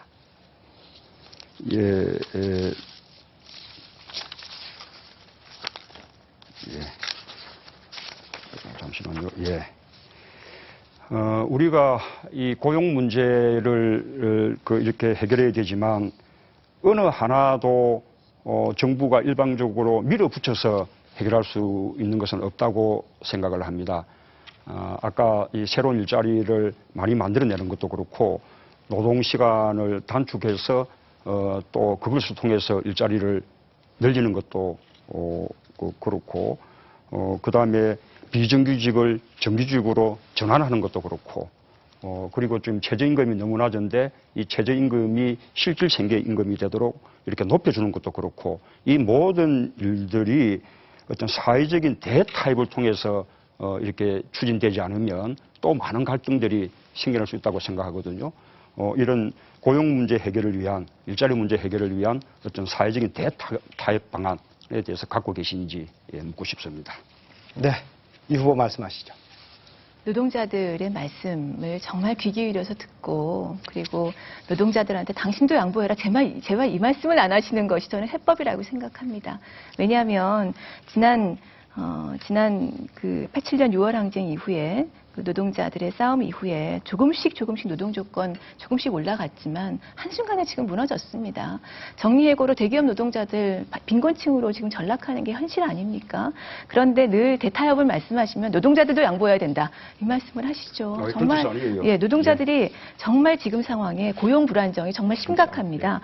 이명박 대통령이 한미 FTA 미국에서 통과시켜달라고 디트로이트의 지행 공장에 가서 미국 노동자들 앞에서 일자리 늘리겠다 이런 말씀을 하셨는데 정작 지금 한국 GM 군산 공장에서는 뭐 전북에 몇 개 안 되는 사실 군산의 이제 산업 단지인데요. 군산 공장에는 앞으로 GM 본사에서 5년간 신규 차종 그 생산 물량 배정 안 될 거다 이런 얘기가 돌고 있습니다. 고용 불안정이 당장 늘 이분들한테는 오는 겁니다. 그리고 비정규직으로 급격하게 바뀌고 있지요. 이분들의 현실을 있는 그대로 받아들이시고 그리고 국민들께서 공감하실 수 있도록 정부에서 힘을 실어주시고 노동자들 지난 참여정부 시절에 있었던 것처럼 정리해고 안 당하고 손해배상 가압류 안 당하고 그래서 쌍용자동차 노동자들 지금 200억 원 손해배상 당한 거 털어낼 수 있게 해주시는 것 그것이 바로 사회적인 대화로 해결할 수 있는 문제를 해결해 나가는 가장 중요한 방법이라고 저는 생각합니다. 네, 문재인 후보와 이정희 후보 간의 상호 토론 들었고요. 이어서 문재인 후보와 박근혜 후보 간의 상호 토론 듣겠습니다. 이번에는 문재인 후보가 먼저 박근혜 후보에게 질문해 주시죠. 아까 이 박근혜 후보님의 답변 속에서 제가 질문을 이렇게 드리겠는데요. 우선은 이제 부자 감세 효과가 절반 이상이 이 중산층과 서민들에게 돌아갔다라고 이렇게 말씀을 하셨는데. 재벌 기업, 대기업에게 90% 이상 돌아갔다는 통계가 있습니다. 돌아가심을 한번 확인해 보시고 제 말이 사실이면 이 줄부세 또 부자 감세 정책에 대한 생각을 한번 좀 바꾸시기를 이렇게 당부드리고요. 그리고 순환 출자 해소하게 되면 거기에 돈을 다 써서 일자리를 늘 수 없다 이렇게 말씀을 하셨는데 이 순환 출자를 해소하게 되면 이 재벌 기업이 다른 계열 기업에 대해서 갖고 있는 계열사 주식을 처분하는 것이거든요. 그러면 그 기업에는 그만한 돈이 들어오기 때문에 그 돈을 투자로 이렇게 활용할 수가 있고 그것을 통해서 일자리를 더 늘릴 수가 있는 것이죠. 부담이 느는 것은 재벌 총수 아니겠습니까? 네. 재벌 총수의 부담과 이 기업의 그 부담을 구분하셔야 될 것 같습니다. 네, 여기까지 듣고요. 자, 예. 박근혜 후보께서 여기에 대한 답변을 해주시기 바랍니다. 그러니까 결국은 앞으로 신규는 이제 분명히 그 순환 그 출자를 막겠다 이렇게 그 결정을 했습니다. 근데 기존 것을 이제 그 어쨌든 뭐 1년 후고 2년 후고 그 다 해소를 하라 할 적에 그 지분을 계속 유지하기 위해서 그 어떤 더 그 건설적인데 써야 될 것을 갖다가 그 고리 끊는 데에 쓰게 될 거라는 게 이렇게 환히 보이는 거고 또 미래 성장 동력에 투자하는 것보다는 오히려 그것을 막는데 급급하고 또 그렇게 그 경영권이 이제 또 약해지게 되면은 외국 자본에도 그게 넘어갈 수가 있습니다, 사실은요. 그래서 그런 여러 가지를 생각할 때 더군다나 이렇게 경제가 어려운 상황에서 지금 기존에 이렇게 허용됐던 것을 이제 지금부터는 아닌 걸로다가 딱 그 끊는 이런 경제 정책은 더군다나 이렇게 어려운 시기에는 그 국민한테도 별로 도움이 안 된다. 국민들에게는 실제 어떤 일자리가 만들어지고 가뜩이나 우리 그 성장 잠재력도 자꾸 떨어지고 있는데 그런 쪽에 많이 투자하도록 하는 것이 저는 더 실질적인 도움이 된다 이렇게 생각을 하고 있습니다. 네, 결과를 여기까지 볼 때, 예. 네, 답변을 들었고요.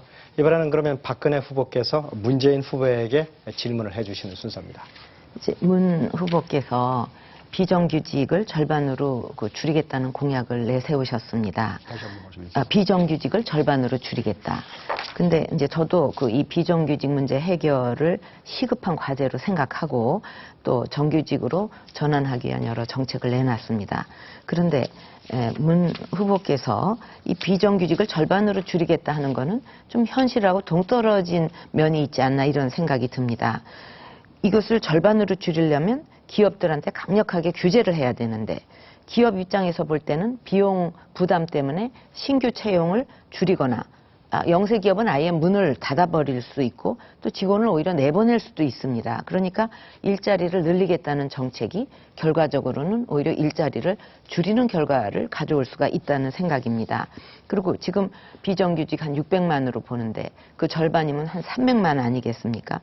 그러면 이 300만 정도 되는 이 비정규직을 어떻게 그 전환을 하실 건지 좀 구체적으로 설명해 주시기 바랍니다. 예. 문재인 후보 답변하시죠. 이 비정규직을 대폭 줄이겠다는 것은 저는 뭐 박근혜 후보님께서도 공약을 하신 것으로 그렇게 기억을 하는데요. 그러면 박근혜 후보님은 그 대폭 줄이겠다는 게 그 대폭이 얼마인지 제가 되묻고 싶고요. 지금 우리 비정규직 비율이 이 OECD 국가 평균에 비해서 턱없이 높다는 것은 잘 알고 계실 거라고 생각합니다. 그것을 줄여나가는 것은 우리가 경제 민주화를 위해서나 고용 안정을 위해서나 꼭 필요한 일이죠. 어떻게 하면 절반으로 줄 수 있느냐? 규제가 아니냐? 저는 그렇게 생각하지 않습니다. 우선은 공공 부분부터 비정규직을 정규직으로 전환해 나가겠습니다.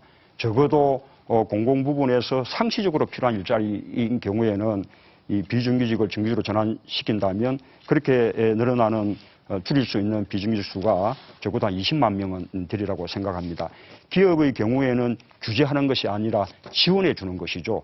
그렇게 정규직으로 전환하는 것에 대해서는 국가가 고용지원금을 그렇게 지급하고 또 정규직으로 전환하는 실적에 따라서 정부 조달이라든지 그다음에 또 법인세 이런 혜택이라든지 이런 데서 가점을 준다면 기업들을 그 비정규직을 정규직으로 전환하도록 그렇게 유도해 낼 수 있다고 그렇게 생각을 합니다. 임기 내의 절반인데 연차적인 그 실행 계획을 세워서 이렇게 차근차근 집행해 나가겠다는 말씀을 드립니다.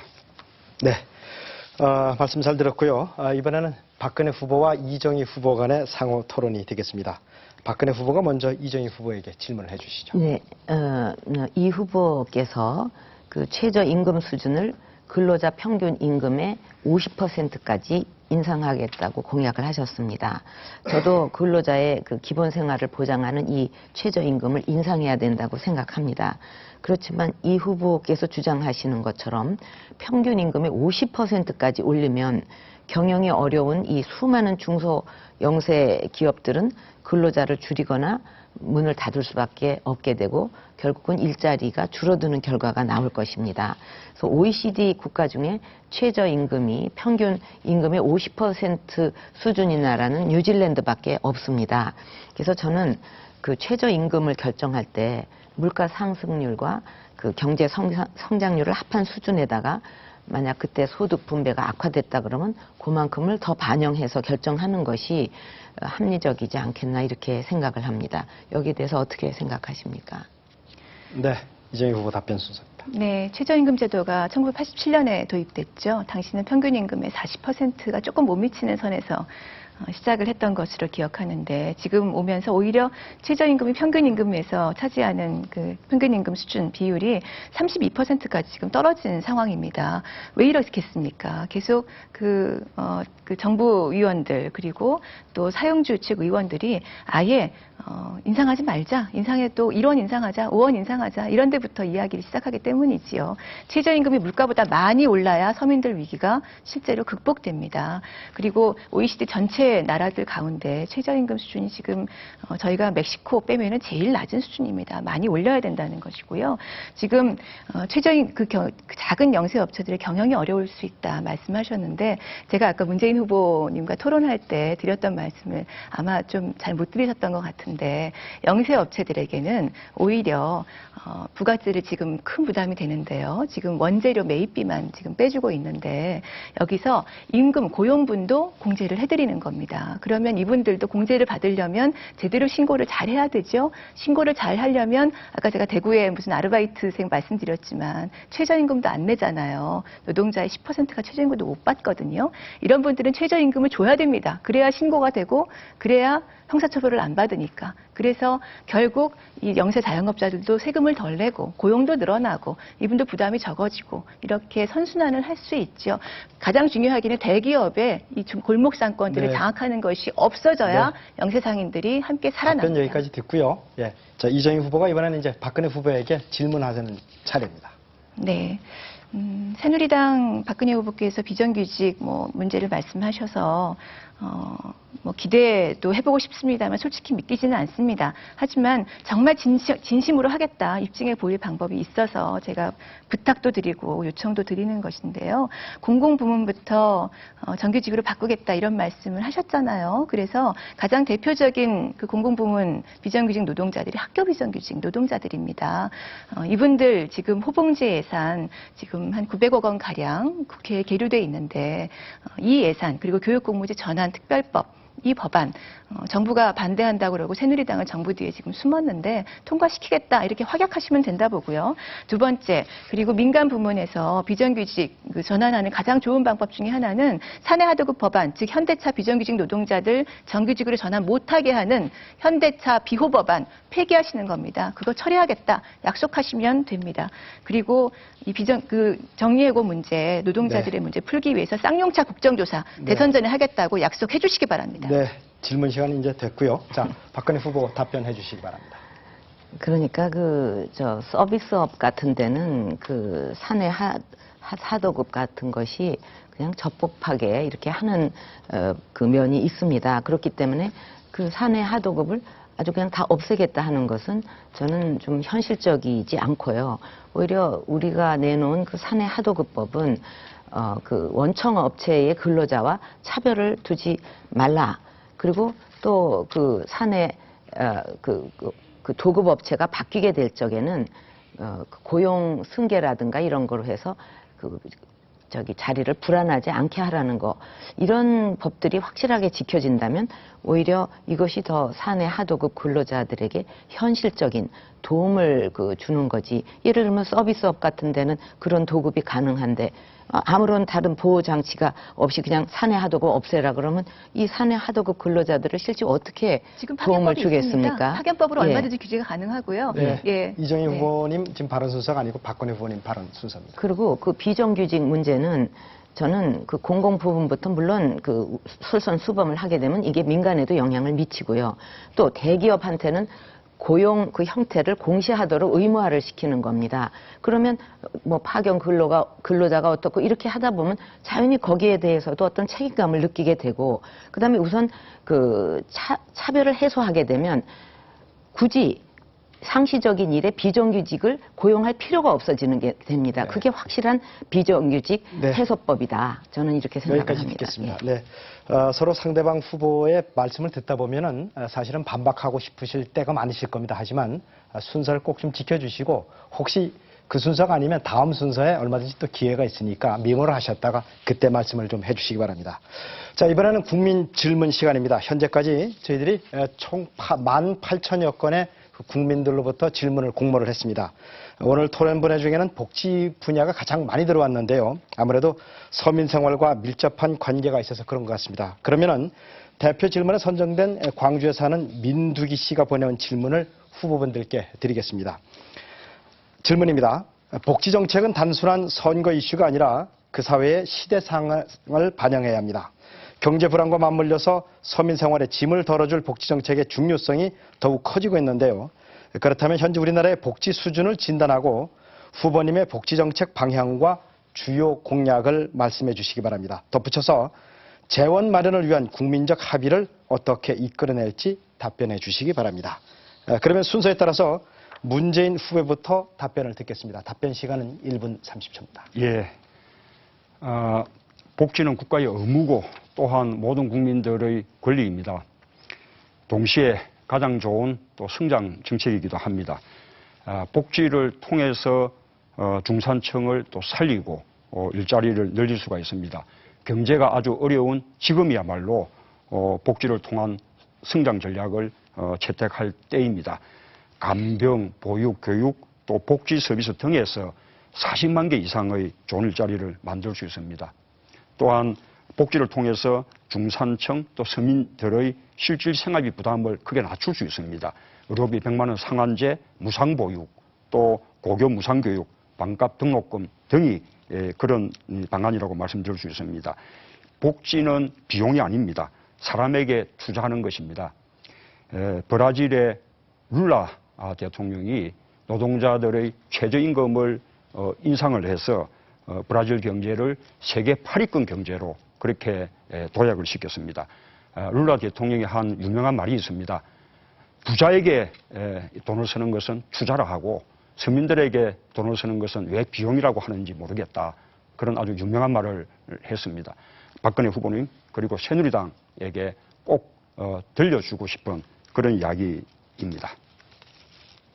네, 문재인 후보님 말씀 잘 들었고요. 이어서 박근혜 후보 말씀 듣겠습니다. 저는 그 한국형 복지 모델로 생애 주기별 맞춤형 복지를 추진하겠다는 생각으로 사회보장 기본법 전부 개정안까지 발의를 했습니다. 거기에 자세한 내용들이 있는데 무엇보다도 이런 것을 다 우리가 실천하려면 재원 조달을 어떻게 해야 되느냐 하는 것이 핵심이 된다고 하겠습니다. 그래서 저는 그 일관성 있는 복지 정책을 위해서 처음에 이 설계를 잘해야 된다. 재정 건전성을 뛰어넘는 그 복지 포퓰리즘은 두고두고 후세에 짐이 된다고 생각을 합니다. 근데 지금 우리나라는 그 복지 확장기에 있기 때문에 이때 틀을 잘 짜는 것이 중요하다고 생각합니다. 그래서 이 재원과 관련해서는 후대에 빚을 떠넘기거나 또는 국민들 부담을 늘리기 전에 먼저 정부가 예산을 비효율적인 부분은 줄이고 또 나라 살림을 투명하게 먼저 꾸려가는 것이 우선이라고 생각을 합니다. 그래서 저는 기본적으로 비효율적인 정부 씀씀이에 이거를 줄여서 60%의 재원을 마련하고 또 세수 확대를 통해서 나머지 40%를 충당할 것입니다. 씀씀이를 줄이기 위해서는 정부가 자의적으로 이렇게 쓸 수 있는 재량 지출을 줄이고 또 세입 확대는 비과세 감면 그 제도를 정비한다든지 또 지하 경제를 활성화한다든가 이렇게 해서 달성해서 매년 한 27조 원씩 5년간 135조의 재원을 마련할 것입니다. 네, 이정희 후보 순서입니다. 복지 늘려야 합니다. 그러나 재원 한정돼 있습니다. 복지와 토건, 국방 예산 가운데 무엇을 우선할지 결정해야 됩니다. 4대강 무너지는 보에 수없이 보강공사를 하고 강바닥에 매년 쌓이는 모래를 줄곧 파내면서 토건 예산을 계속 퍼부을 것입니까? 미국 무기를 사들이면서 국방 예산을 계속 지출할 것입니까? 이미 복지 확대는 새누리당도 거절할 수 없을 만큼 거스를 수 없는 대세입니다. 복지 예산을 우선 배정해야 합니다. 이것만으로는 그런데 부족합니다. 이제 정말 국민들 앞에 솔직해야 합니다. 복지를 늘리려면 돈이 더 필요합니다. 세금을 걷어야 복지를 확실히 늘릴 수 있습니다. 4대강 사업, 제주강정 해군기지 사업 같은 어차피 불가능한 사업에 돈을 쏟아붓는 일 안 하는 것이야 기본이지만 예산 절감만으로 마른 수건 쥐어짜서 복지 늘릴 수 없다는 것은 분명합니다. 우리나라 복지 예산 수준이 GDP 대비해서 OECD 나라의 3분의 1 수준입니다. 다음 10년 이내에 OECD 평균 수준까지는 가야 하지 않겠습니까? 어디서 돈을 마련하겠습니까? 경기 침체, 경제 위기에서 유리지갑, 월급쟁이, 서민들 주머니에 남아있는 것이라고는 이제 없습니다. 초고소득층 그리고 재벌 대기업 세금 좀 더 내셔야 합니다. 다른 방법 없습니다. 복지는 세금이고 세금이 복지입니다. 세금을 말하지 않는 복지는 거짓입니다. 네, 세 후보들의 말씀 잘 들었고요. 자, 그러면 복지정책 실현 방안에 대해서 이번에는 자유 토론을 해보도록 하겠습니다. 두 후보 간, 제가 지정해드리는 두 후보 간의 자유 토론인데요. 한 분당 발언은 3분씩입니다. 단, 첫 발언을 하시는 분은 처음에는 1분간만 발언을 해 주십시오. 그리고 3분간인데 한꺼번에 3분을 다 쓰지 마시고 적당히 나눠서 쓰시는 것이 훨씬 더 효과적이라는 말씀을 드리겠습니다. 자, 그러면 순서에 따라서 박근혜 후보와 문재인 후보 간 자유 토론을 시작하겠습니다. 복지정책 실현 방안에 관한 것입니다. 먼저 박근혜 후보가 발언해 주시는데 첫 발언은 1분간만 해 주시기 바랍니다. 예, 이제 국민들의 그 의료비 걱정을 덜어드리는 것이 시급한 과제인데 핵심은 재정이 허용되는 범위 안에서 건강보험 보장률을 이제 최대한 높이는 거라고 생각합니다. 그래서 제 경우는 한번 병에 걸리면 가게까지 다 휘청거리는 암이나 뭐 중풍이나 이런 4대 중증 질환에 대해서는 100% 국가가 책임을 지고 또 재정 상황을 봐가면서 단계적으로 의료복지를 확대해야 된다고 생각합니다. 근데 문 후보께서는 입원과 외래 이것을 다 포함해서 전체 진료비의 90% 보장을 약속하셨습니다. 그러려면 연간 한 14조 내지 20조 원의 보험료를 조달을 해야 되는데 결국은 지금의 그 건강보험료를 지금의 2배 정도 올려야 된다는 얘기가 됩니다. 이거는 그 서민들에게 보험료 폭탄이 되는데 이렇게 하셔도 되시겠습니까? 우선 먼저 하나 여쭤보겠는데요. 아까 4대 중증 질환에 대해서 국가가 다 책임지겠다라고 건강보험이 하셨는데 100% 보장. 4대 중증 질환이 무엇입니까? 그러니까는 그 심장병, 암, 또 희귀난치성 병, 중풍 이게 4가지입니다. 지금 우리 박 후보님의 공약에 의하면 심장 질환은 국가가 책임지고 간 질환은 아닌 것이거든요. 책임지지 않는 것이거든요. 그것이 합리적인 구별입니까?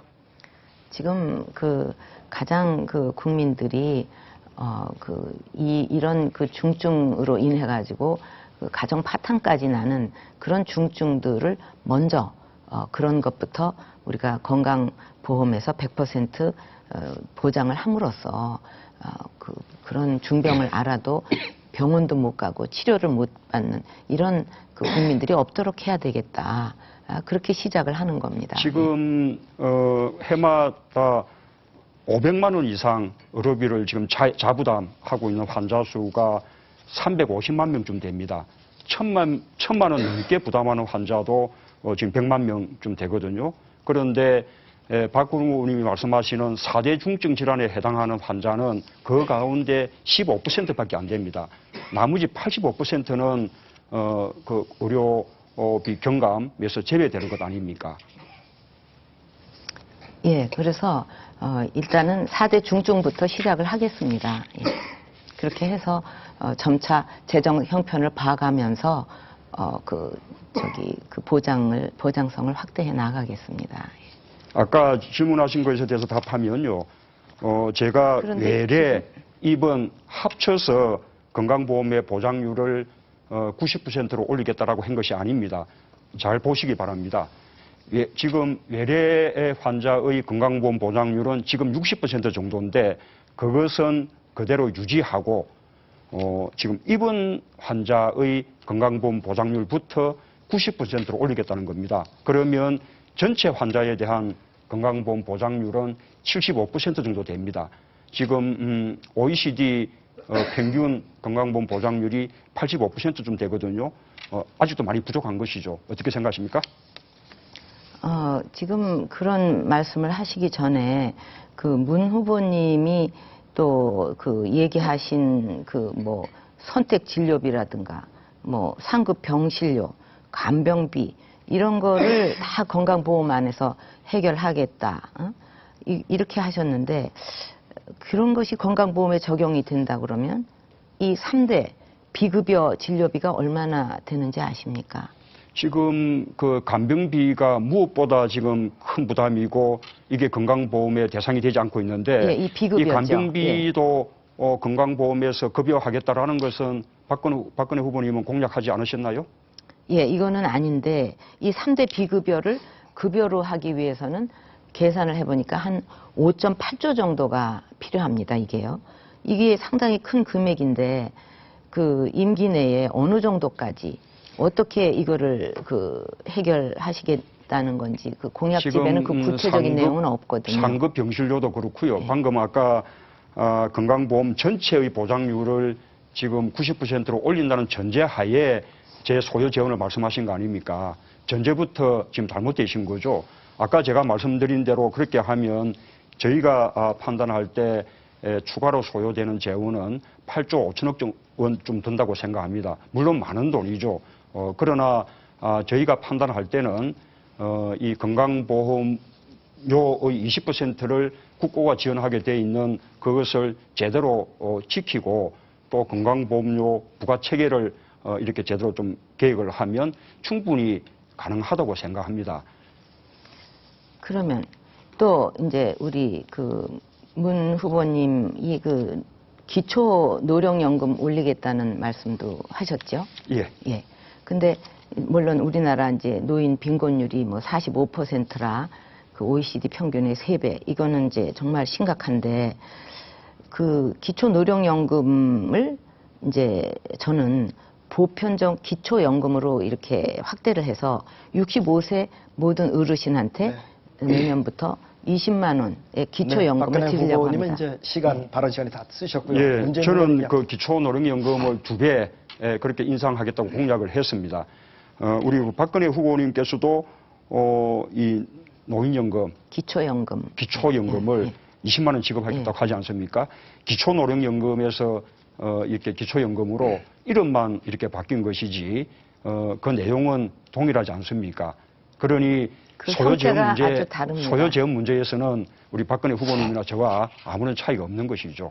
이건 연금 체계에 포함되는 거니까. 네, 여기까지 듣겠습니다. 두 후보님들 자유 토론을 아주 잘 해주셨는데요. 이렇게 상호간에 활발하게 좀 왔다 갔다 하면서 질문과 답변, 그리고 재질문 또 반박까지 해주시기 바랍니다. 자, 이번에는 이정희 후보와 박근혜 후보 간 자유 토론을 하도록 하겠습니다. 이정희 후보가 먼저 발언을 시작해 주시는데 첫 발언은 가능한 1분을 넘지 않게 해주시기 바랍니다. 자, 시작하시죠. 복지를 늘리려면 세금을 더 내야 한다는 말을 정치인들은 잘 안 하려고 합니다. 국민들께서 증세를 싫어한다는 이유인데요. 그런데 조금만 더 들어보면 국민들께서 가장 싫어하시는 것은 불공평입니다. 나는 월급쟁이 유리지갑이라서 세금 다 냈는데 고위층은 세금 안 내고 비자금 만들고 검은 돈 상속시키는데 왜 그 고위층들한테서 세금 철저하게 걷지 않고 나보고 더 내라 하느냐, 이런 말씀입니다. 고위층부터 세금을 제대로 내는 것이 적극적인 복지 확대를 위해서 정말 중요하다고 보는데요. 지난 토론에서 박 후보께서 전두환 정권으로부터 6억 원을 받았다고 시인을 하셨는데 비자금 아닙니까? 전형적인 지하경제죠. 서민들은 로또 3등 150만 원만 당첨이 돼도 소득세, 주민세 다 냅니다. 박근혜 후보는 당시에 음마아파트 30채 값, 지금 시가로 300억 원인데 받으면서 그때 상속세든 증여세든 내셨습니까? 지금 이제 이정희 후보께서 이제 똑같은 질문을 이제 또 하고 계십니다. 지난번에 저한테 이 문제는 제가 세금 질문하실 때 냈는지는 안 별로, 여쭤봤습니다. 지금 새로운 그런데 질문입니다. 이제 거기에 대해서는 제가 이미 답을 드렸고 또 저는 뭐 그 한번 한 약속은 또 꼭 지키니까 답은 이미 드렸는데 아니요, 세금을 그건 내셨는지를 어쨌든 여쭤보는 과거의 건데요. 일이고 지금 우리 이정희 후보께서는 좀 현실적인 바로 앞에 코앞에 닥친 일부터 좀 답을 하시고 해결을 하셔야 될 거라고 생각을 합니다. 지금 대통령이 완주를 스스로 하실 것일 이 저 대선 끝까지 완주하실 계획은 없으시죠? 지난번에 말씀하신 거 보니까 우리 문재인 후보하고 단일화를 하시겠다는 의지가 상당히 강하신데 그러면 아예 처음부터 그 후보로 끝까지 뛰실 생각이 아니라 이제 단일화를 하실 생각이라고 그러면 이 후보로 나가는 대통령 후보로 나가는 사람한테 그 27억 원의 그 국고 보조금을 지급하는 거 아닙니까? 근데 중간에서 처음부터 끝까지 나가실 생각도 없으면서 27억을 받으시고 이게 그래서 국회에서 한참 논란이 됐던 먹튀법에 해당이 되는 거예요. 그래서 나중에 이것이 완주를 안 하실 경우에는 이것을 뭐 맨날 그 우리 서민들 얘기하시고 자, 그러는데 잠시만요. 혈세. 네. 예. 여기서 이 제가 혈세를 잠깐만 좀 그냥 끼어들겠습니다. 이렇게 네, 카운터를 잠깐 좀 세워주시고요. 예. 지금은 사실은 복지 문제에 관해서 좀 자유 토론을 하는데 물론 이정희 후보가 질문을 하셨기 때문에 이제 박근혜 후보가 답변을 하시는 과정인데 가능하면 주제를 좀 벗어나는 토론은 삼가해 주시고 주제에 좀 집중을 해주셨으면 합니다. 일단 두 분의 발언은 제가 인정을 합니다만은 가능하면 주제로 좀 다시 좀 모아주시기 바랍니다. 자, 이정희 후보가 좀 시간이 많이 남으신 것 같은데 네, 발언하시죠. 제가 복지 문제를 잘 풀기 위해서 정말 이 질문을 드린 겁니다. 고소득층으로부터 세금을 많이 받아야 실제로 복지가 가능하거든요. 근데 고소득층 다 재산 숨겨놨다 이러면 누가 서민들이 세금 낼 기분이 나시겠습니까? 그래서 정말 대통령 되시려고 하시는 분이면 세금만큼은 깔끔하게 난 정말 다 냈다 이렇게 하실 수 있어야 된다는 거예요. 제가 지난번하고 똑같은 질문 드린 게 아니고 다른 질문입니다. 정확히 기억하셔야 되는데 그때는 사회 환원 약속하셨고 저는 세금 내셨냐 이걸 여쭤본 사회자한테 건데 주의받으셨잖아요. 전파 낭비는 지금 박근혜 후보께서 하신 거죠. 그때 제가 분명히 말씀드렸잖아요. 기억하시면 된다. 박근혜 후보 떨어뜨리러 나왔다. 떨어뜨릴 거다. 이렇게 말씀드렸습니다. 예, 전파 낭비를 27억을 어떻게 하신 하실 거는 거예요? 굉장히 중요한 문제라고 그거는 생각하고요. 지금 바로 코앞에 그것만 닥친 기억하십시오. 문제입니다. 네. 그리고 저도 자, 질문 좀 드리죠. 아니, 제가 이거 그러면요. 좀 아니, 답을 안 하셨기 때문에 이거 혼자 세금 문제 질문하시면 안 이기 되고. 때문에 상호 왔다 갔다 그러니까 하시면서 예, 발언하시면 저도 또 됩니다. 질문을 좀 드려야 될 것 같은데 제가 이제 공약을 발표할 때 재원 조달 방안을 함께 검토해서 이제 실현 가능성이 없는 공약은 아예 뺐어요. 근데 이 후보께서는 이제 모든 병원비에 건강보험을 적용해서 전체 진료비의 10%만 내도록 하고 또 1년 동안 병원에 내는 금액 100만 원으로 제한하고 뭐 간병 서비스도 보험 적용을 하는 등 결국은 이제 무상 의료를 추진하겠다는 공약을 하셨습니다. 근데 이제 대선 그 공약집을 보니까 재원이 얼마나 드는지 이런 거에 대한 구체적인 내용은 없거든요. 그래서 어떻게 재원은 마련하실 것입니까? 저희가 2009년에 이 공약을 채택을 가장 먼저 했고요. 그래서 재원 문제에 대해서도 건강보험의 국가부담 지금 20%도 사실 안 내도 되는 것으로 법이 되어 있는데 40%까지 인상하겠다 이렇게 13조 원이라고 분명히 말씀드렸습니다. 전체적으로. 그리고 전달 체계를 바꿔서 좀 더 시민들께서 그 의료질 주치 제도라든가 이런 것들 의료비를 줄일 수 있는 대책을 저희는 포함되어 있습니다. 그거 감안하시면 되고요. 질문 그러면 드리죠. 증세를 하시겠다는 거죠. 당연히 고소득층 내셔야 주셔야 된다는 예. 겁니다. 근데 그래서 거기에 제가 대해서 질문 계속 좀 드릴게요. 세금 문제 말씀하셨는데 81년도에 성북동 집 재벌 총수한테서 거저 받으셨잖아요. 세금이라도 박 후보 돈으로 내셨어야죠. 그때 6억 원 받으셨으니까 돈 있을 때잖아요. 왜 세금까지 그때 안 내시고 보는 돈으로 한 푼도 부담 안 그러니까 하셨어요? 오늘도 지난번과 똑같이 그 룰을 갖다 계속 어기시면서 그 얘기하시는데 이건 이런 식으로 어렵다고 토론이 말씀하시는 건 흘러서는 의미가 안 되고 없는 우리가 얘기입니다. 또 그 사실과 사회자한테 다릅니다. 이미 주의도 받았잖아요. 지금 제가 얘기하는 거는 재원 조달에 대해서 의료비에 대해서 말씀을 답을 드렸는데 드렸죠. 갑자기 방향을 다른 걸로 바꾸셨는데 저는 새로운 여기에 질문을 대해서 드린 좀 드릴 겁니다. 말씀이 더 있거든요. 그러니까 이제 부유세를 거두시겠다는 건데 부유세를 걷어서 조성한 재원으로 무상 의료를 하겠다는 것은 너무 세상 물정을 모르는 터무니없는 구상이다. 이건 정책이라고 할 수도 없다. 하나의 구호, 이데올로기에 불과하다. 이게 누구 얘기인지 아십니까? 이게 바로 얼마 전까지 우리 이정희 후보하고 네. 같은 당을 하셨던 유시민 전 네. 의원이 말씀하신 박근혜 거예요. 후보님은 이제 발언 시간 다 되셨고요. 이정희 후보님은 20초 정도 남았습니다. 대통령이 세금 내지 않으면서 세금 국민들에게 내달라고 요청드릴 수 없는 겁니다. 고소득층 증세는 당연히 돼야 되는 거고 무상의료 방향으로 계속 가고 있지 않습니까? 저희가 한 단계 앞서서 말씀드렸고 그리고 이만큼 재원 필요하니 한 걸음이라도 가자 해서 사회가 진전하고 있는 것이지요.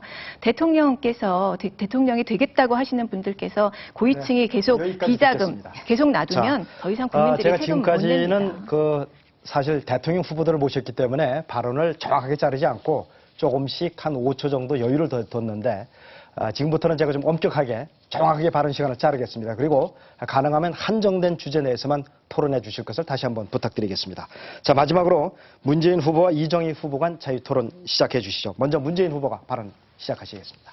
예, 이정희 후보님 지금 아까 제가 사회적 대타협에 대해서 노동자들에게 고통을 전가하는 것이다라는 지금 이제 그 인식을 보여주셨거든요. 조금 유감스럽습니다. 아마 국민의 정부 때 노사정위원회를 통해서 정리해고제를 도입한 그 상처 때문에 그렇게 생각하는 게 아닌가 싶은데요. 저는 그런 취지가 아니라 노동자들의 임금 감소 없이 일자리를 늘리려면 이 사회적 대타협이 필요하지 않을까 그런 취지입니다. 제 취지가 그렇다면 아까 다시 좀 생각해 볼 수 없을까라는 말씀을 드리고요.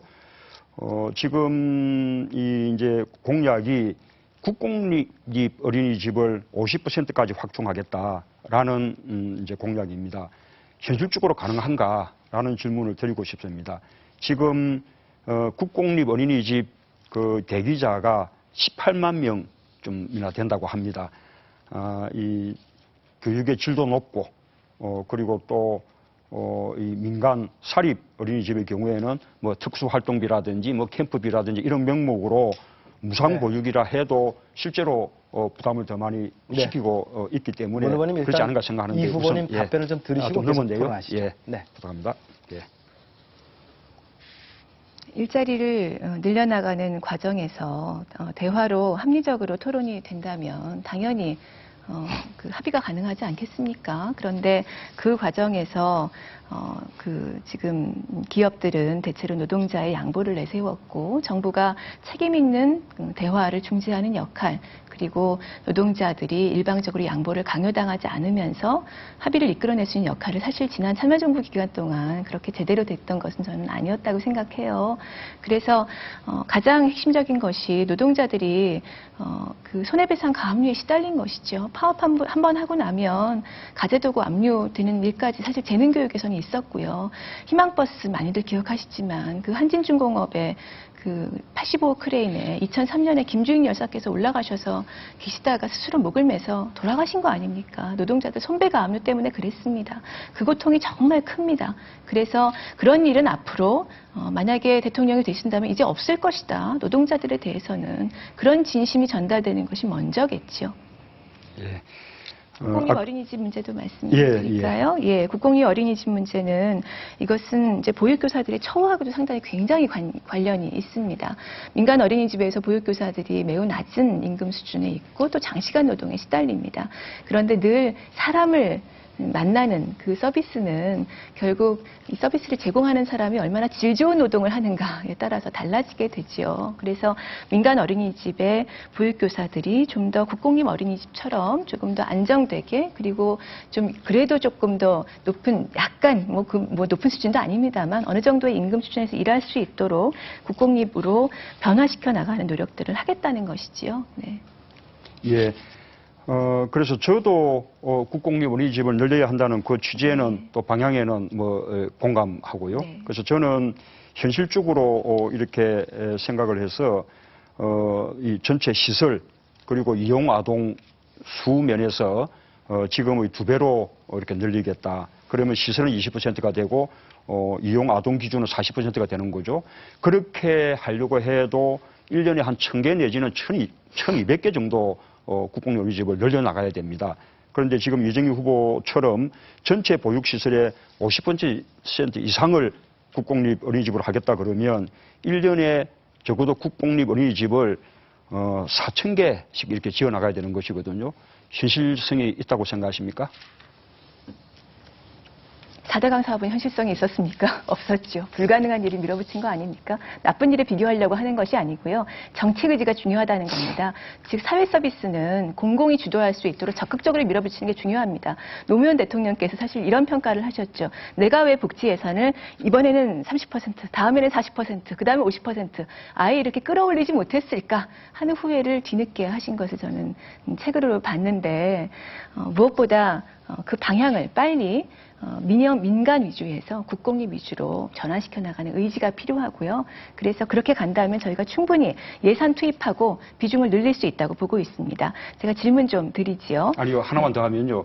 제가 하는 걱정은 그것뿐만 아니고 지금 이제 아이들이 자꾸 이제 수가주로 나가니까 민간 어린이집의 경영이 어려운데 그렇게 급격하게 국공립집을 늘려나가면 민간 어린이집의 경영이 더 어려워질 또 가능성도 있는 것이거든요. 이게 너무 급격한 추진은 서로 다 어렵게 만들 수가 있다는 것입니다. 지금 저 국공립 어린이집에 그 6살 아이들 한 반에 40명씩 있는 경우도 있습니다. 현실을 다시 한번 파악하시길 바라고요.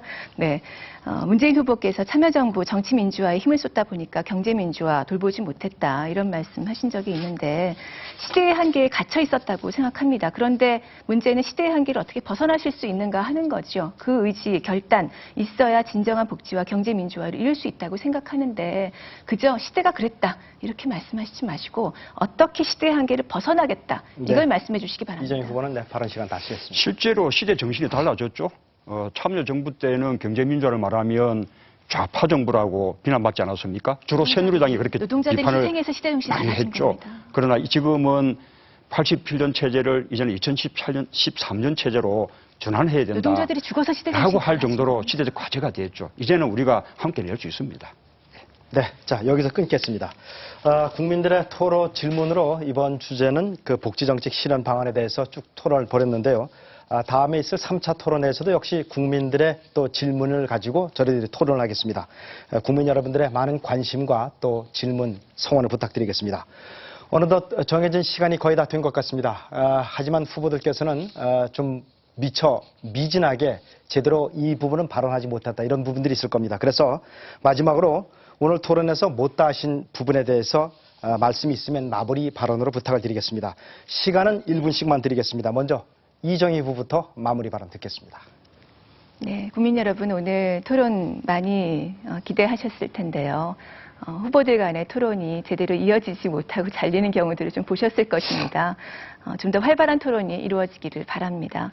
그리고 오늘 제가 농업 문제 말씀드렸습니다. 그러나 사회자도 또 질문을 받은 후보도 농업 문제가 주제가 아니다 이런 말씀 먼저 하시는데 농업이 그만큼 천시받고 있다는 겁니다. 농민들이 무시받고 있다는 겁니다. 정말 가슴이 아픕니다. 농업은 미래 산업이고 그리고 정말 식량 주권 위해서는 무엇보다 크게 성장해야 될 산업이지요. 그것에 대한 인식이 부족하다는 것이 너무나 가슴 아픕니다. 이번 토론에서 환경 문제가 빠졌습니다. 4대강 사업 정말 저희가 깊게 돌아봐야 되고 앞으로 박근혜 후보든 어느 후보든 간에 집권을 한다면 이것에 대해서 완전히 조사하고 그리고 철저하게 파헤쳐서 다시는 이런 일이 없도록 해야 되는 것이 굉장히 중요한 과제입니다. 중요한 사회 현안들이 이 토론에서 빠진 것 매우 안타깝습니다. 다음번엔 더 좋은 토론 함께 만들기를 바랍니다. 네, 감사합니다. 이번엔 문재인 후보 마무리 발언. 예, 국민 여러분 살기 힘드시죠? 지난 5년 서민들은 뒷전이고 부자나 재벌 이익이 우선이었습니다. 새누리당 정부 4대강 공사에 22조 원 쏟아부었습니다. 5년 동안 부자 감세해준 돈이 100조 원입니다.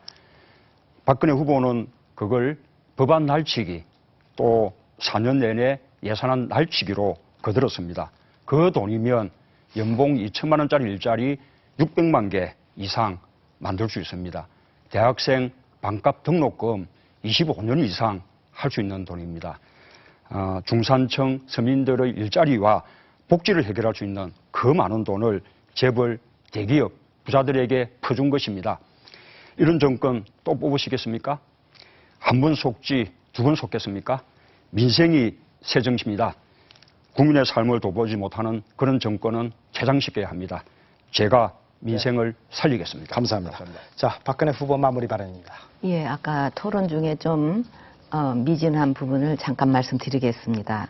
아까 말씀드린 그 암을 비롯한 4대 중증 질환에 대해서 건강보험이 적용되는 진료비에 한해서 환자가 내는 진료비 부담을 경감해주는 제도가 운영되고 있습니다. 그렇기 때문에 이 4대 중증 질환 진료비는 전체 진료비의 5%밖에 되지 않고 따라서 부담하는 진료비가 500만 원이 넘는 그 환자 수가 적을 수밖에 없지만 그럼에도 불구하고 15%나 된다는 것은 이거는 적지 않은 숫자입니다. 끝으로 국민 여러분께 말씀드리겠습니다. 이제 선거가 9일 앞으로 다가왔습니다. 여러분 선택에 따라서 준비된 미래로 나갈 것이냐 아니면 실패한 과거로 돌아가느냐가 결정됩니다. 대한민국의 미래와 또 국민 여러분의 삶을 최우선 가치로 두고 선택해 주시기 바랍니다. 제가 대통령이 된다면 민생부터 살리겠습니다. 네. 그리고 다음 정부는 민생 정부를 감사합니다. 만들겠습니다. 네. 자, 이렇게 해서 세 후보자의 발언을 모두 다 잘 들었습니다. 자, 시청자 여러분들, 여러분들이 갖고 계신 채점표에는 어느 후보가 가장 높은 점수를 받으셨는지요? 각 후보들의 정책과 공약이 어떤 것이었는지 또 후보들 간에 어떤 차이가 있었는지 잘 살펴보셨을 줄로 믿습니다. 자, 긴 시간 활발한 토론에 임해주신 세 분 후보자 여러분께 감사를 드리고 또 끝까지 시청해주신 시청자 여러분께도 감사의 말씀을 올립니다. 제18대 대통령 선거 후보자 토론회 마지막 시간은 12월 16일 일요일 밤 8시에 계속되겠습니다. 국민 여러분들의 많은 시청과 관심을 계속해서 부탁드립니다. 자, 이상으로 중앙선거방송토론위원회가 주관한 제18대 대통령 후보자 토론회 2차 토론 순서를 여기서 모두 마치겠습니다. 시청자 여러분 감사합니다.